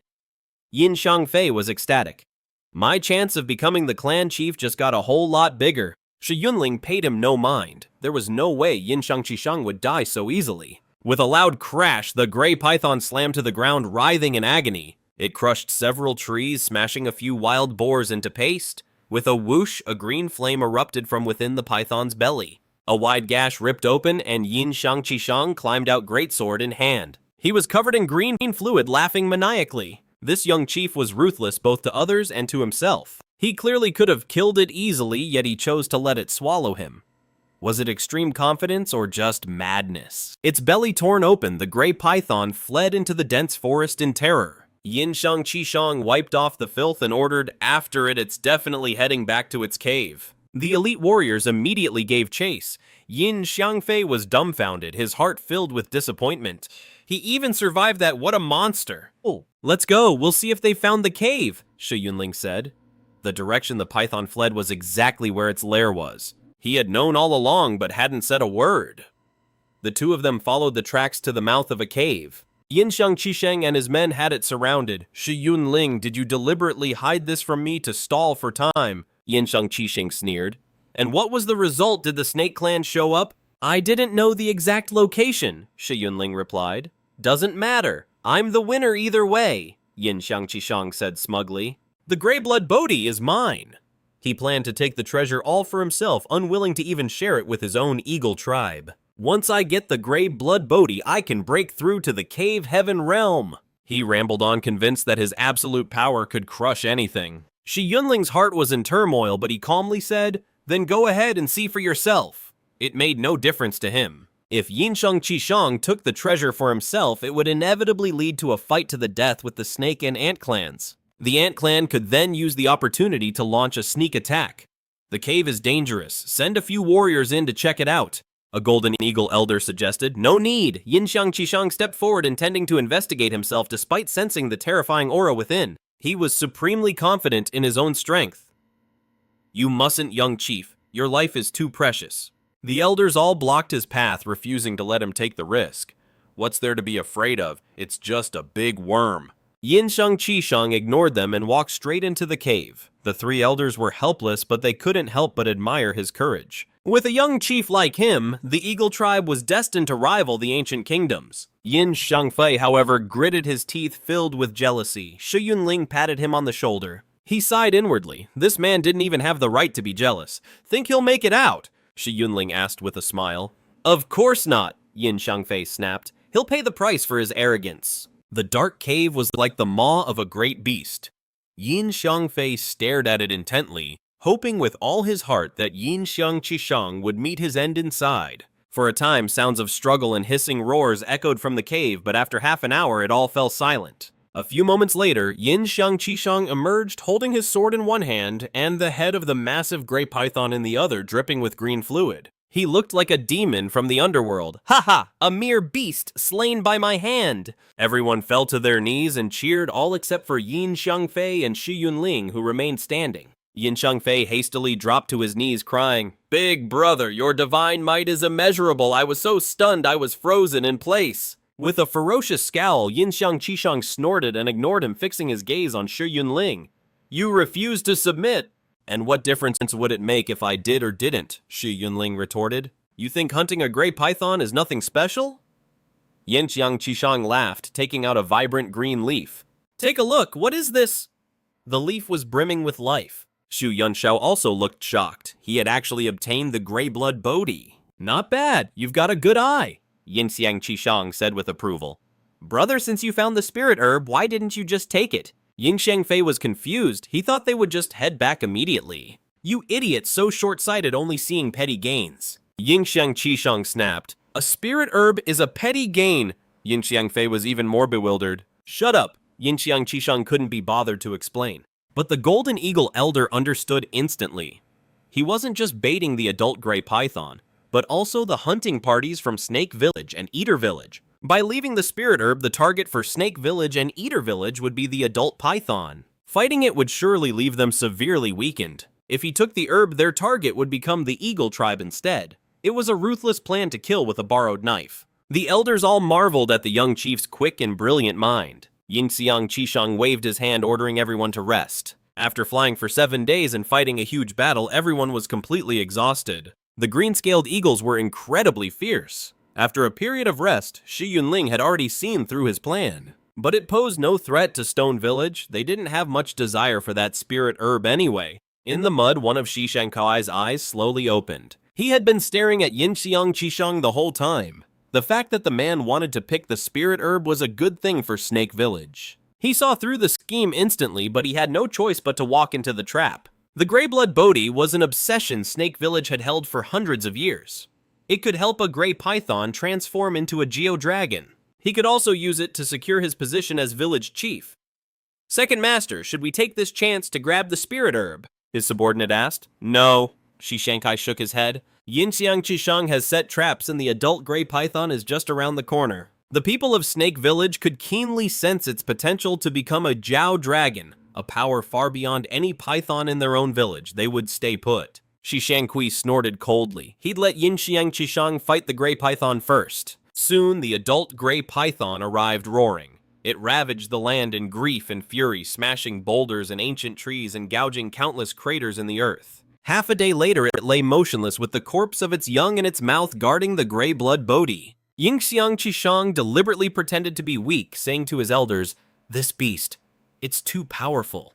We'll need to team up with Snake Village and Stone Village to kill it. On the surface, it was an alliance, but in reality, it was still a plot to kill with a borrowed knife. Several days later, the hunting parties from Stone Village and Snake Village gathered in front of the cave. The leader from Stone Village was Shi Yunfeng, but surprisingly, the leader from Snake Village was the one-eyed Shi Yunhai. Shi Yunling was greatly surprised. This ancestor, who was always cautious and rarely left Snake Village, had actually come in person. Uncle, Shi, what are you doing here? Shi Yunling asked.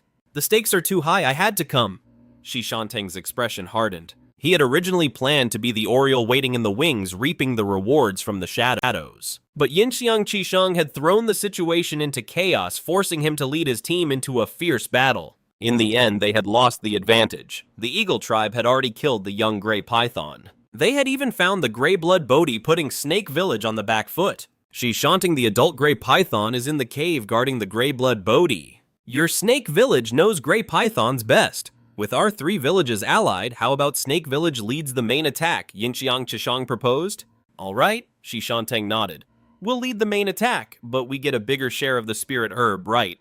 Of course. But Xianxia knew in his heart that if Snake Village suffered heavy losses in this battle, their right to speak would be gone. Shi Yunfeng decided on a plan. They would smoke the beast out of the cave. The 3 clans launched another joint attack. The Golden Eagles and the Golden Scaled Hawks assembled their formation. At Xianxia's command, the raptors circled into a deadly formation, cutting off most of the gray python's escape routes. Shi Yunfeng immediately commanded his own forces using his cyan aura as a guide, as the iron-horned pythons thrashed on the ground, forming a horned slaughter formation. As Shi Yunling drew near a one-eyed iron-horned python, he realized Shi Yunfeng was directing the formation from within. Shi Yunfeng roared. The Stone Village hunting party just looked lost. Brother, our village doesn't have a battle formation, Shi Yunling had to remind him. Shi Yunfeng coughed dryly. We'll be the reserves. The Stone Village hunting party will take the first wave, Xianxia suddenly declared. The hell we will! You want Stone Village to be your cannon fodder. Shi Yunling shot back. Stone Village is already down to its last men. This would wipe out what little strength we have left. Killing a full-grown gray python is a trivial matter. Even you almost died fighting a juvenile gray python, Xianxia said coldly. Look, if Stone Village doesn't charge you, forfeit your claim. You're out, Xianxia stated. Now that Shi Yunling was of no use to him, he dropped all pretense. We're out. Not a chance, Shi Yunling said without hesitation. Shi Yunfeng said anxiously, Does Stone Village still get a share of the treasure herb? A share? Do you really think you're worthy? Men were leaving. Shi Yunling turned and walked away. Shi Yunfeng was stunned for a moment, but ultimately led his men to follow. Are we just heading home? Shi Yunfeng asked, catching up to Shi Yunling. We're going to hide in the secret cave and watch the final act. Shi Yunling said, Their plan is already in motion. The Snake Clan and the Eagle Tribe will fight to the death for that herb. If there's an opportunity to pick up the scraps, we'll take it. If not, we go home in one piece. As they reached a hidden cave, Shi Yunfeng caught a scent and his face changed. That's the smell of a gray python. A giant serpent isn't about to slither out of here, is it? This is another exit to its lair. The gray python is a vengeful beast, Shi Yunling said calmly. It will never run. So what are we doing here? Either we go home or we go fight, Shi Yunfeng said, confused. Patience. When this hunt is over, Stone Village will be the one that profits the most. Shi Yunling possessed the divine art of wood appraisal. With that information advantage, he was radiating confidence. If Stone Village really gets the treasure herb, you won't screw us over, will you? Shi Yunfeng's face lit up. Even if we don't, if we can just take out a few of their blood-moving realm experts, Stone Village can finally secure its footing. Just then, a large fire erupted in front of the cave. Shi Yunfeng tossed a packet of blue-black poison into the flames. Green smoke billowed out, carrying a bizarre odor as it seeped into the cave. It was the Snake Clan's special poison made to lure out the gray python. Shi Yunfeng, it was my second uncle's golden eagle that plucked out your eye, wasn't it? Xianxia suddenly spoke up. Is your second uncle on his deathbed? Or was it his golden eagle? Shi Yunfeng sneered. I'm just warning you not to try any poison tricks. My eagle tribe has no fear of your toxins. Xianxia declared. Shi Yunfeng just grinned. Poison tricks? I would never poison the eagle tribe. He had already tossed his secret poison into the fire, a poison meant only for the gray python. What kind of poison was that? Xianxia felt a sense of dread. It's a poison that will drive the gray python into a frenzy. Are you insane? A berserk python will be exponentially stronger, Xianxia roared. But its intelligence and stamina will plummet. This works in our favor. Shi Yunfeng said, a gray python in its right mind is the greatest threat of all. Boom! A colossal gray python burst forth from the dense smoke. Several ghastly blade-like attacks shot straight for Xianxia. It was the aerial death formation. Xianxia swung his greatsword to block, but the blade was bitten and shattered to pieces. Then Shi Yunfeng led the Snake Village hunting party in a charge. These powerful warriors shed their own blood and fought with no regard for their lives, all for the gray blood Bodhi. At the same time, the Golden Eagle Elder led the birds of prey to provide support. They unleashed a flying death formation, trying to lift the gray python into the air and smash it to death. One golden eagle locked its talons deep into the python's vital spot, but the other raptors failed one after another. The gray python roared in a frenzy, dragging the golden eagle straight toward the yin-yang pond. Ignoring its own injuries, the golden eagle struggled, snapping a giant tree just to break free. But its wings were already damaged. Why is this beast so obsessed with killing me? Yingxiang and Qishang, both shocked and furious, engaged the gray python in close combat. He smashed a fist into its skull, only for his own hand to be drenched in blood. He put on the skull of a golden eagle. Channeling the power of the yin mark, he struck again, knocking the gray python to the ground. Below, Shi Yunfeng seized the opportunity to give an order. Iron-horned pythons and azure gray pythons coiled around the massive beast as the Snake Village warriors attacked fiercely with their curved blades. Shi Yunfeng used his snake vine technique, gradually calming the frenzied gray python. Yingxiang Qishang raised his golden eagle axe. He swung at the python's vital spot, nearly splitting it in two as green blood gushed out. With another strike, he sliced the gray python in half. Its lower half was swallowed whole by an azure gray python. Yingxiang Qishang took the chance to dig out the snake's gallbladder.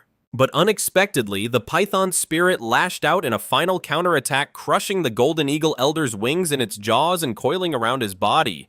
Enraged, Yingxiang Qishang hacked off the python's head. The other golden eagles attacked together, finally finishing off the gray python. But the golden eagle elder was gravely injured. He would never regain his former glory. Shi Yunfeng, you despicable bastard! Yingxiang Qishang roared. He had planned to use the gray python to inflict heavy losses on the Snake Village. Who knew he would lose a golden eagle instead? Young chieftain, what are you saying? Shi Yunfeng feigned innocence. He had driven the gray python into a frenzy for the sole purpose of protecting his own Snake Village clansmen. A frenzied python won't attack its own kind. That's why it only targeted you. Yingxiang Qishang, the eagle tribe demands a larger share of the treasure.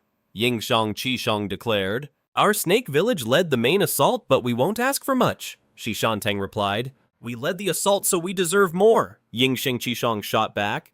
Fine, take a larger share, Shi Yunfeng agreed instantly. I've already sent someone to retrieve it. Shi Yunfeng had agreed in a heartbeat. Of course, he had already sent someone to hide in the shadows, just waiting to snatch the treasure. Who gave you permission to send someone? Enraged, Yingxiang Qishang strode toward the cave, only to see a woman in black holding a jade box containing the gray blood booty. Shi Yunfeng immediately ordered his men to close in. The Snake Village had already set an ambush, and the Eagle tribe had just been through a brutal battle. They were completely outmatched. My dear nephew, Shi Yunfeng said with a grin, the gray blood booty is vital to my Snake Village. Would you be so kind as to part with it? Your Snake Village has some serious nerve. Yingxiang Qishang laughed in fury. Let's make a deal, Shi Yunfeng offered. I'll help you become the chief of the Eagle tribe. Who the hell do you think you are to talk deals with me? Yingxiang Qishang spat. He would never stoop so low as to conspire with the Snake Village. So no deal, then we fight. Shi Yunfeng waved his hand and a swarm of snakes surged forward. Young chieftain, you have to get out of here. We'll cover your retreat, the Golden Eagle Elder urged while protecting him. I'm not backing down an inch. Yingxiang Qishang led the charge himself. The warriors of the Eagle tribe had no choice but to fight for their lives. It was their only chance for survival. The Snake Village and the Eagle tribe fought viciously for 33 days and 33 nights. All the while, we of the Stone Village simply watched. Shi Yunfeng was so anxious he tried several times to lead the hunting party down to claim a piece of the prize, but Shi Yunling stopped him every time. Even though both sides have suffered heavy losses, the Snake Village's 2 gray pythons and the Eagle tribe's 2 golden eagles are still standing. If we go in now, they'll just team up to destroy us. Our best move is to stay put, Shi Yunling explained. Then he suddenly turned and asked, Yin Xiangfei, do you still want to kill Yingxiang Qishang? Yin Xiangfei's expression faltered. What are you trying to say?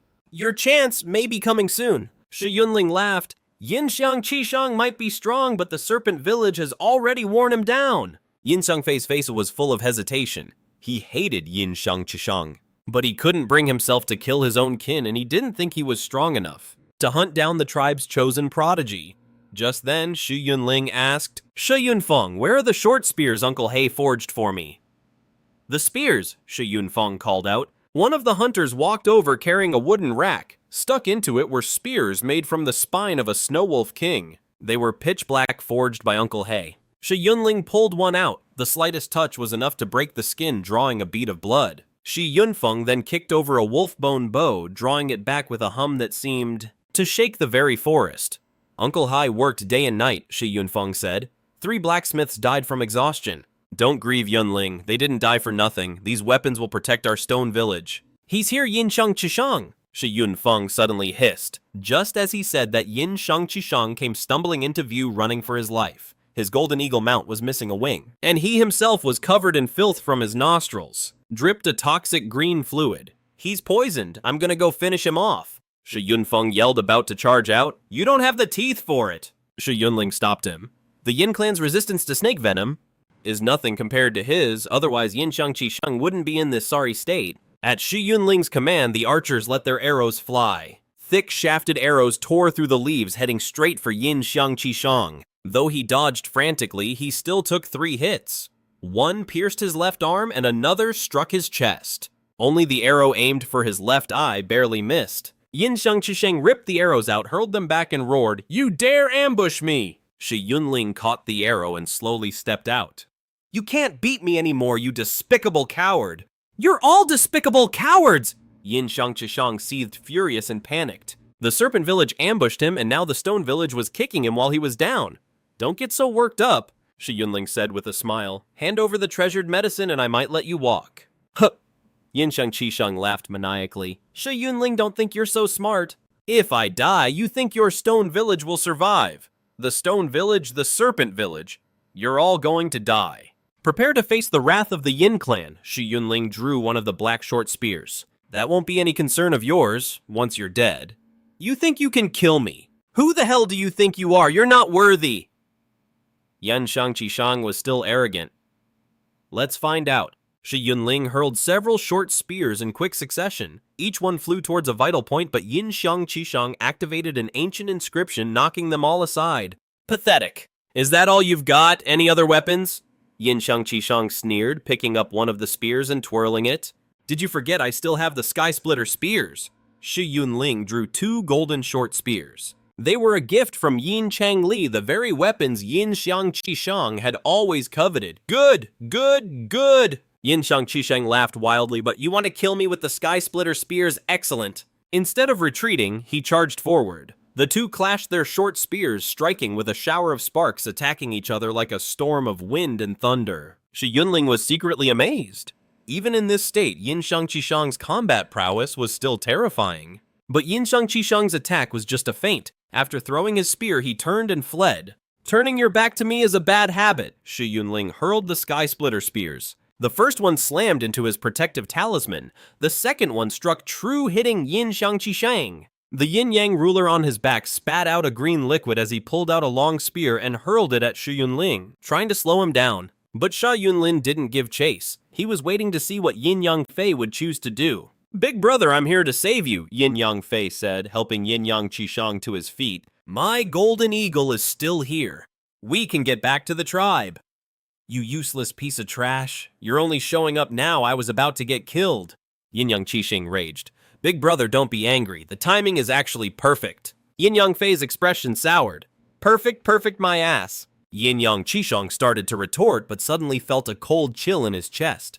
A curved blade was buried there. Yin Yang Fei said coldly. Why couldn't you have just spoken to me with a little respect? Yin Yang Qishang struggled, the light slowly fading from his eyes. A hero his entire life, only to die at the hands of the worthless brother he'd always looked down on. You killed the Eagle Tribe's greatest prodigy, Shi Yunlin teased.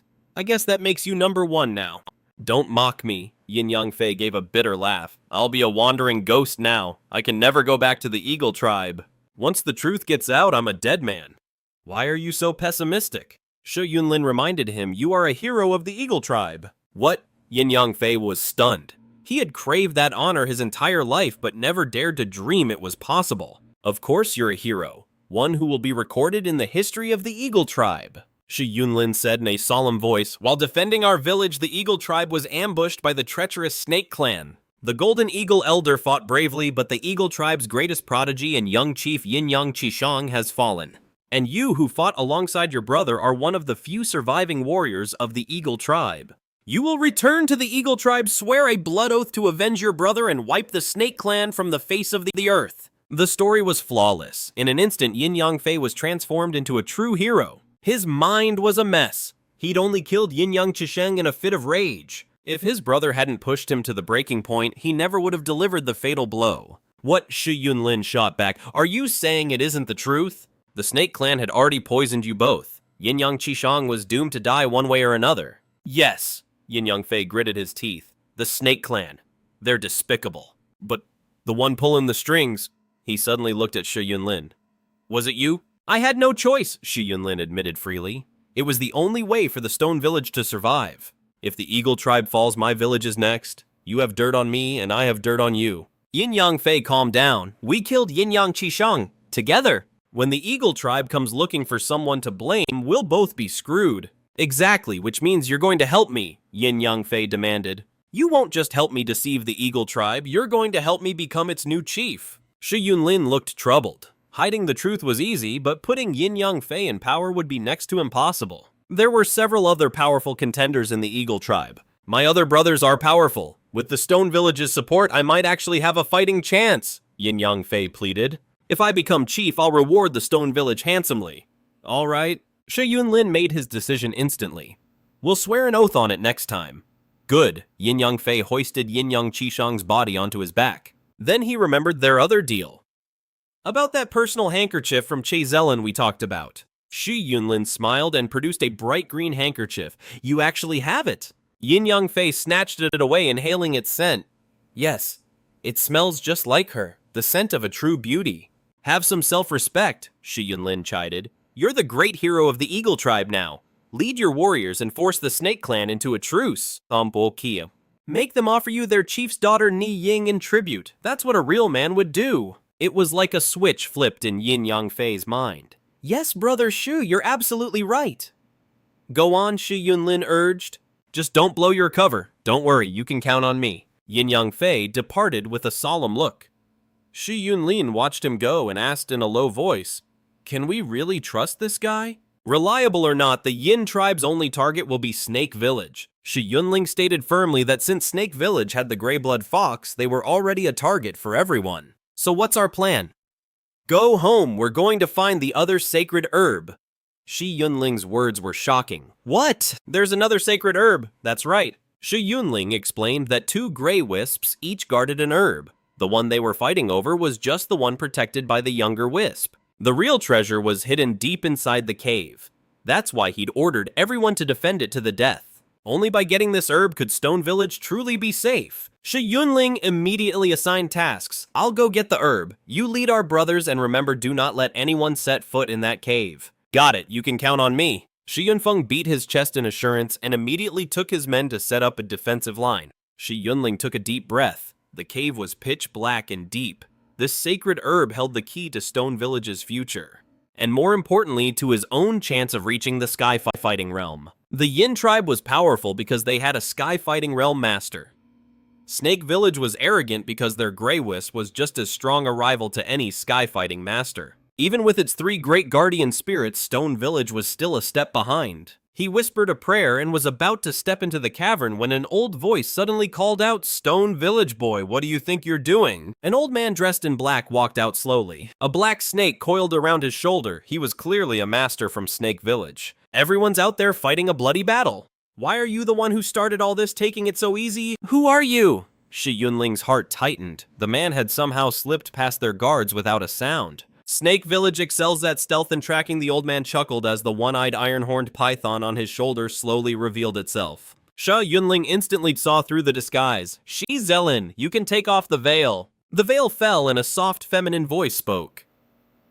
Oh, the great hero of Stone Village knows who I am. Shi Zelen flicked her fingers, scattering a 5-colored poison powder with a smile. Since you like me so much, why not marry into the snake family? We could join forces and wipe out the Yin tribe. Her beauty was stunning. Shi Yunling froze for a moment before snapping out of it. He immediately said, Enough nonsense. Let's fight. Oh, big brother, you're so careless. Didn't you notice the poison gas filling the air? Shi Zelen cooed. Just then, Shi Yunling collapsed, his consciousness fading.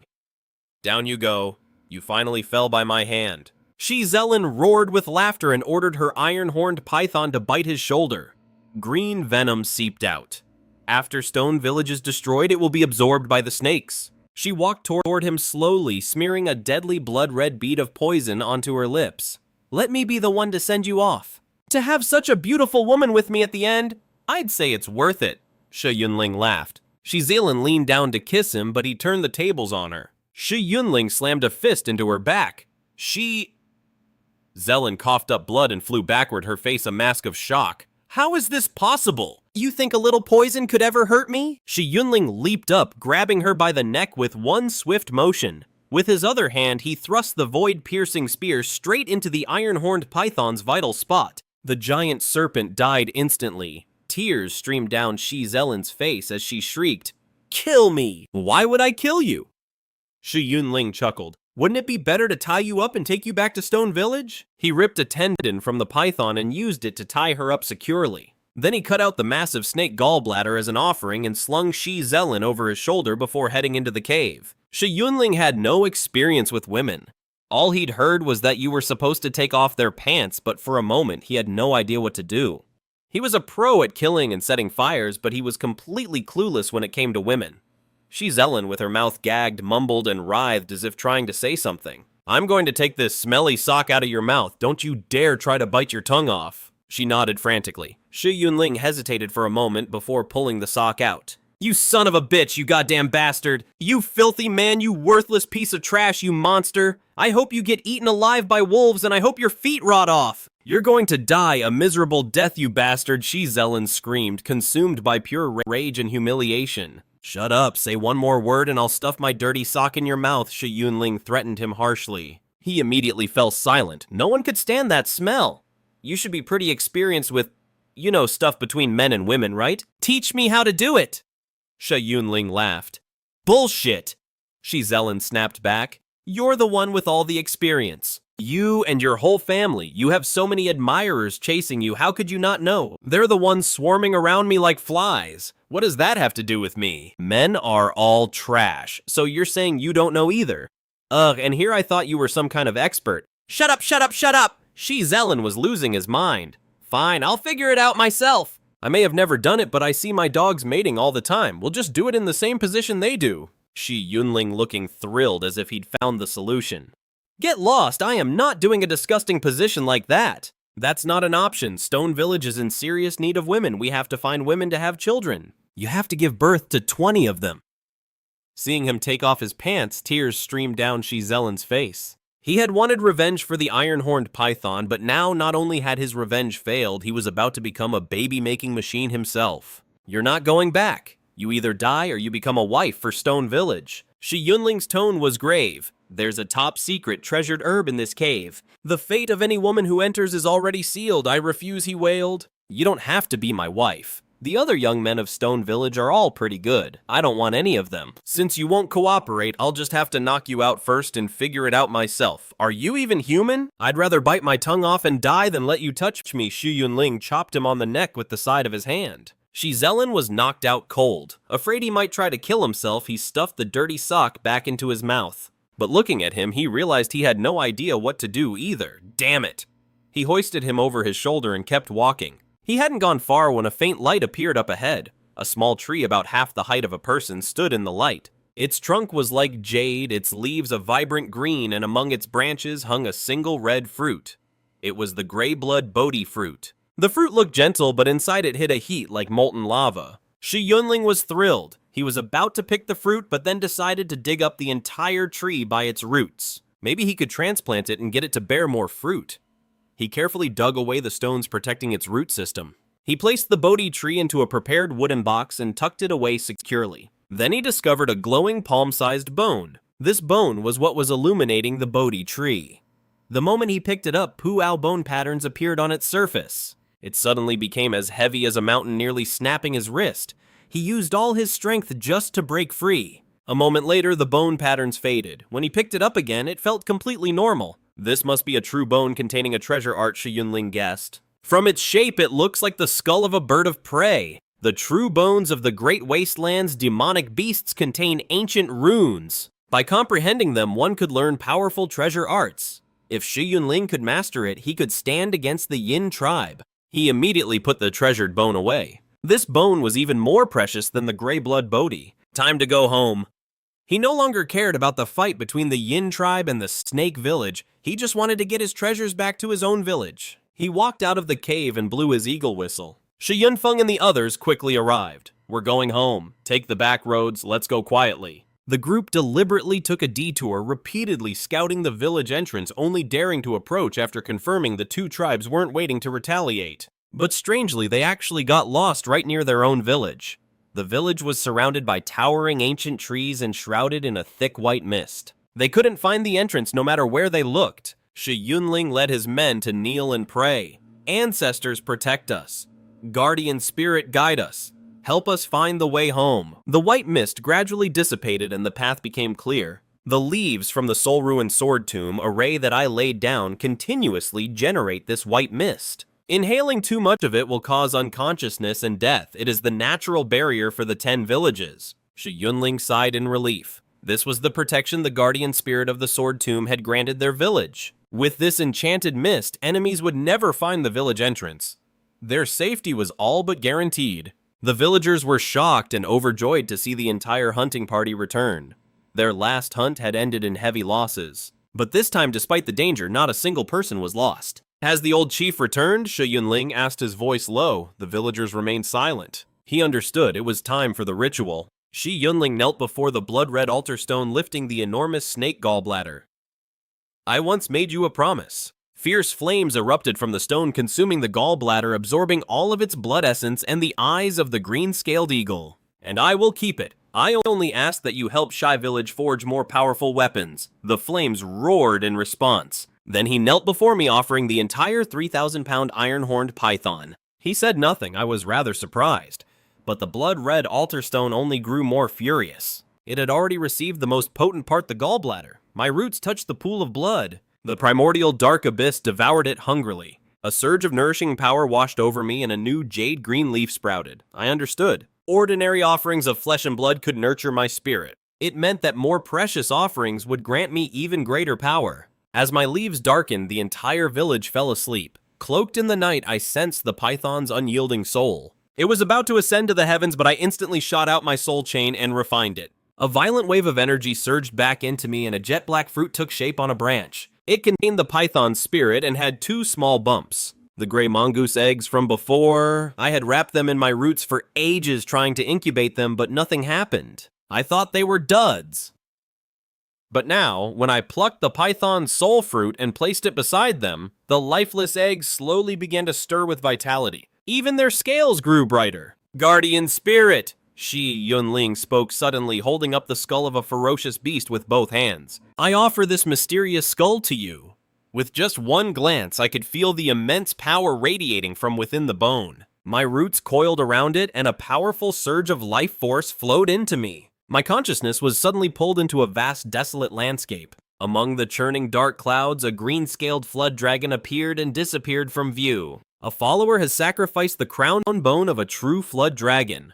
I was stunned. This unremarkable bone was actually from a true flood dragon. I activated my soul chain to investigate and managed to tear a remnant soul from the bone. It was the lingering obsession of a true flood dragon that had failed to ascend, an obsession that hadn't faded for 1,000 years. It was this very obsession that gave the bone its divine life-giving energy. The soul chain dragged the remnant soul into the primordial dark abyss to be refined. After the intense feedback of power, a new mystic black fruit hung from my branches. I named it the True Flood Dragon Mystic Fruit. From time to time, you could even hear a dragon's roar coming from it. I dangled the mystic fruit over Shi Yunling's head. A faint light flowed from the fruit. He stared up at it, his whole body trembling. It was the True Flood Dragon Ancient Script, a pure form of the ancient script that could be understood without years of study. Such ancient texts were normally impossibly cryptic. An ordinary person could spend a lifetime trying to decipher it, but after I refined it, the script became simple enough for anyone in Shi Village to master. I get it, Shi Yunling laughed wildly as the ancient script appeared on his forehead, and the phantom of a mystic flood dragon materialized behind him. With a furious roar, he and the phantom dragon threw a punch, slamming into the blood-red altar stone and sending it flying. He panicked instantly. In his excitement, he had forgotten his place and acted without reverence. To think that an ancient script that should have taken 10 years to decipher could be understood so easily. Offering it to the guardian spirit had such a miraculous effect. I mastered it completely in the time it takes for a few incense sticks to burn. Overcome with joy, Shi Yunling yanked Shi Yunfeng out from under his blankets, shouting, "The true flood dragon script." Shi Yunling stammered, "Greetings, Lord Ritual Spirit. It can help us comprehend the ancient texts." Those profound ancient texts suddenly became crystal clear. Shi Yunfeng, who had been about to curse, stared blankly at the Genjiao profound jade in midair, slowly starting to see something in it. He went from initial confusion to being gradually captivated by the text's brilliance, becoming completely immersed. Haha, the Genjiao ancient texts. Shi Yunfeng let out a wild laugh and unleashed a kick, sending the Blood Knight flying. The knight drew an arc through the air and crashed heavily in the distance. Its pedestal had already started pulling it back, but now it had been knocked away again. "What are you doing?" Shi Yunling yelled. "How can you be so disrespectful to the Blood Knight ritual spirit? Hurry up and bring it back." Shi Yunfeng scrambled to carry the knight back, apologizing profusely. He was just too excited. The guy would probably kick his own father, let alone the knight. But why is it different? Shi Yunling was filled with doubt. The Genjiao text he comprehended was completely different from Shi Yunfeng's. What he saw was the black Genjiao. He learned the Blackened Heavy Fist, while Shi Yunfeng saw a phantom of the white Genjiao and learned a leg technique. From the same ancient text, the two of them had gained completely different things. Soon, a breathless Shi Yunfeng returned carrying the knight on his back. He respectfully placed it back on the pedestal and kowtowed to atone for his actions. "Shi Yunfeng, what kind of martial art did you learn?" Shi Yunling asked. "A leg technique," Shi Yunfeng said excitedly. "Give me time to practice, and once I master it, my combat power will be comparable to a Spotted Blood ultimate technique." "You're that confident?" Shi Yunling smiled. He knew that the martial arts learned from the Genjiao texts were extremely powerful. Now that he himself had mastered the Blackened Heavy Fist, he could actually stand a chance against the Yin-Yang Crimson Wound, instead of being completely crushed like before. Of course, Shi Yunfeng laughed. "If you don't believe me, let's have a little spar." "You're on!" Shi Yunling rubbed his hands together eagerly. "I'll go get Yunhai." He turned to call for his younger brother Shi Yunhai. The guy was curled up under his covers, having a sweet dream, drooling and giggling like an idiot. "So tasty. Sis-in-law is so tasty. So damn tasty. Sis-in-law." Shi Yunfeng walked over, slapped him twice across the face, and dragged him in front of the pedestal. "What the hell, big bro?" Shi Yunhai said angrily. "You're even policing my dreams now, you little brat." Shi Yunfeng cursed. "This is an opportunity, a once-in-a-lifetime opportunity." He pointed to the Genjiao profound fire in the sky. Shi Yunhai was naturally perceptive and immediately saw that it was extraordinary. Is this an ancient text?" he exclaimed. A pure ancient text. Shi Yunfeng and Shi Yunling exchanged a look. Let him comprehend it on his own. Shi Yunhai quickly became absorbed, unable to pull himself away. "Bring all the clan warriors," Shi Yunling said. "Let them comprehend it together," right? Shi Yunfeng responded. "The warriors are all at the Spotted Blood realm. They'll definitely be able to grasp the text's mysteries. Besides, the warriors bring everyone in the village." Shi Yunling added, "Especially the children. They have limitless potential." Shi Yunfeng immediately gathered the villagers. Woken from their sleep, they were confused at first, but soon became entranced. But things didn't go as smoothly as Shi Yunling had hoped. Most of the women, children, and elderly either couldn't comprehend it at all, or simply fell into a deep unconscious stupor. Only the Spotted Blood realm warriors and a very small number of the old, weak women and children were able to endure. The comprehension session didn't end until the first light of dawn streaked across the sky. The Spotted Blood realm warriors were ecstatic. Together, they had all comprehended a battle form.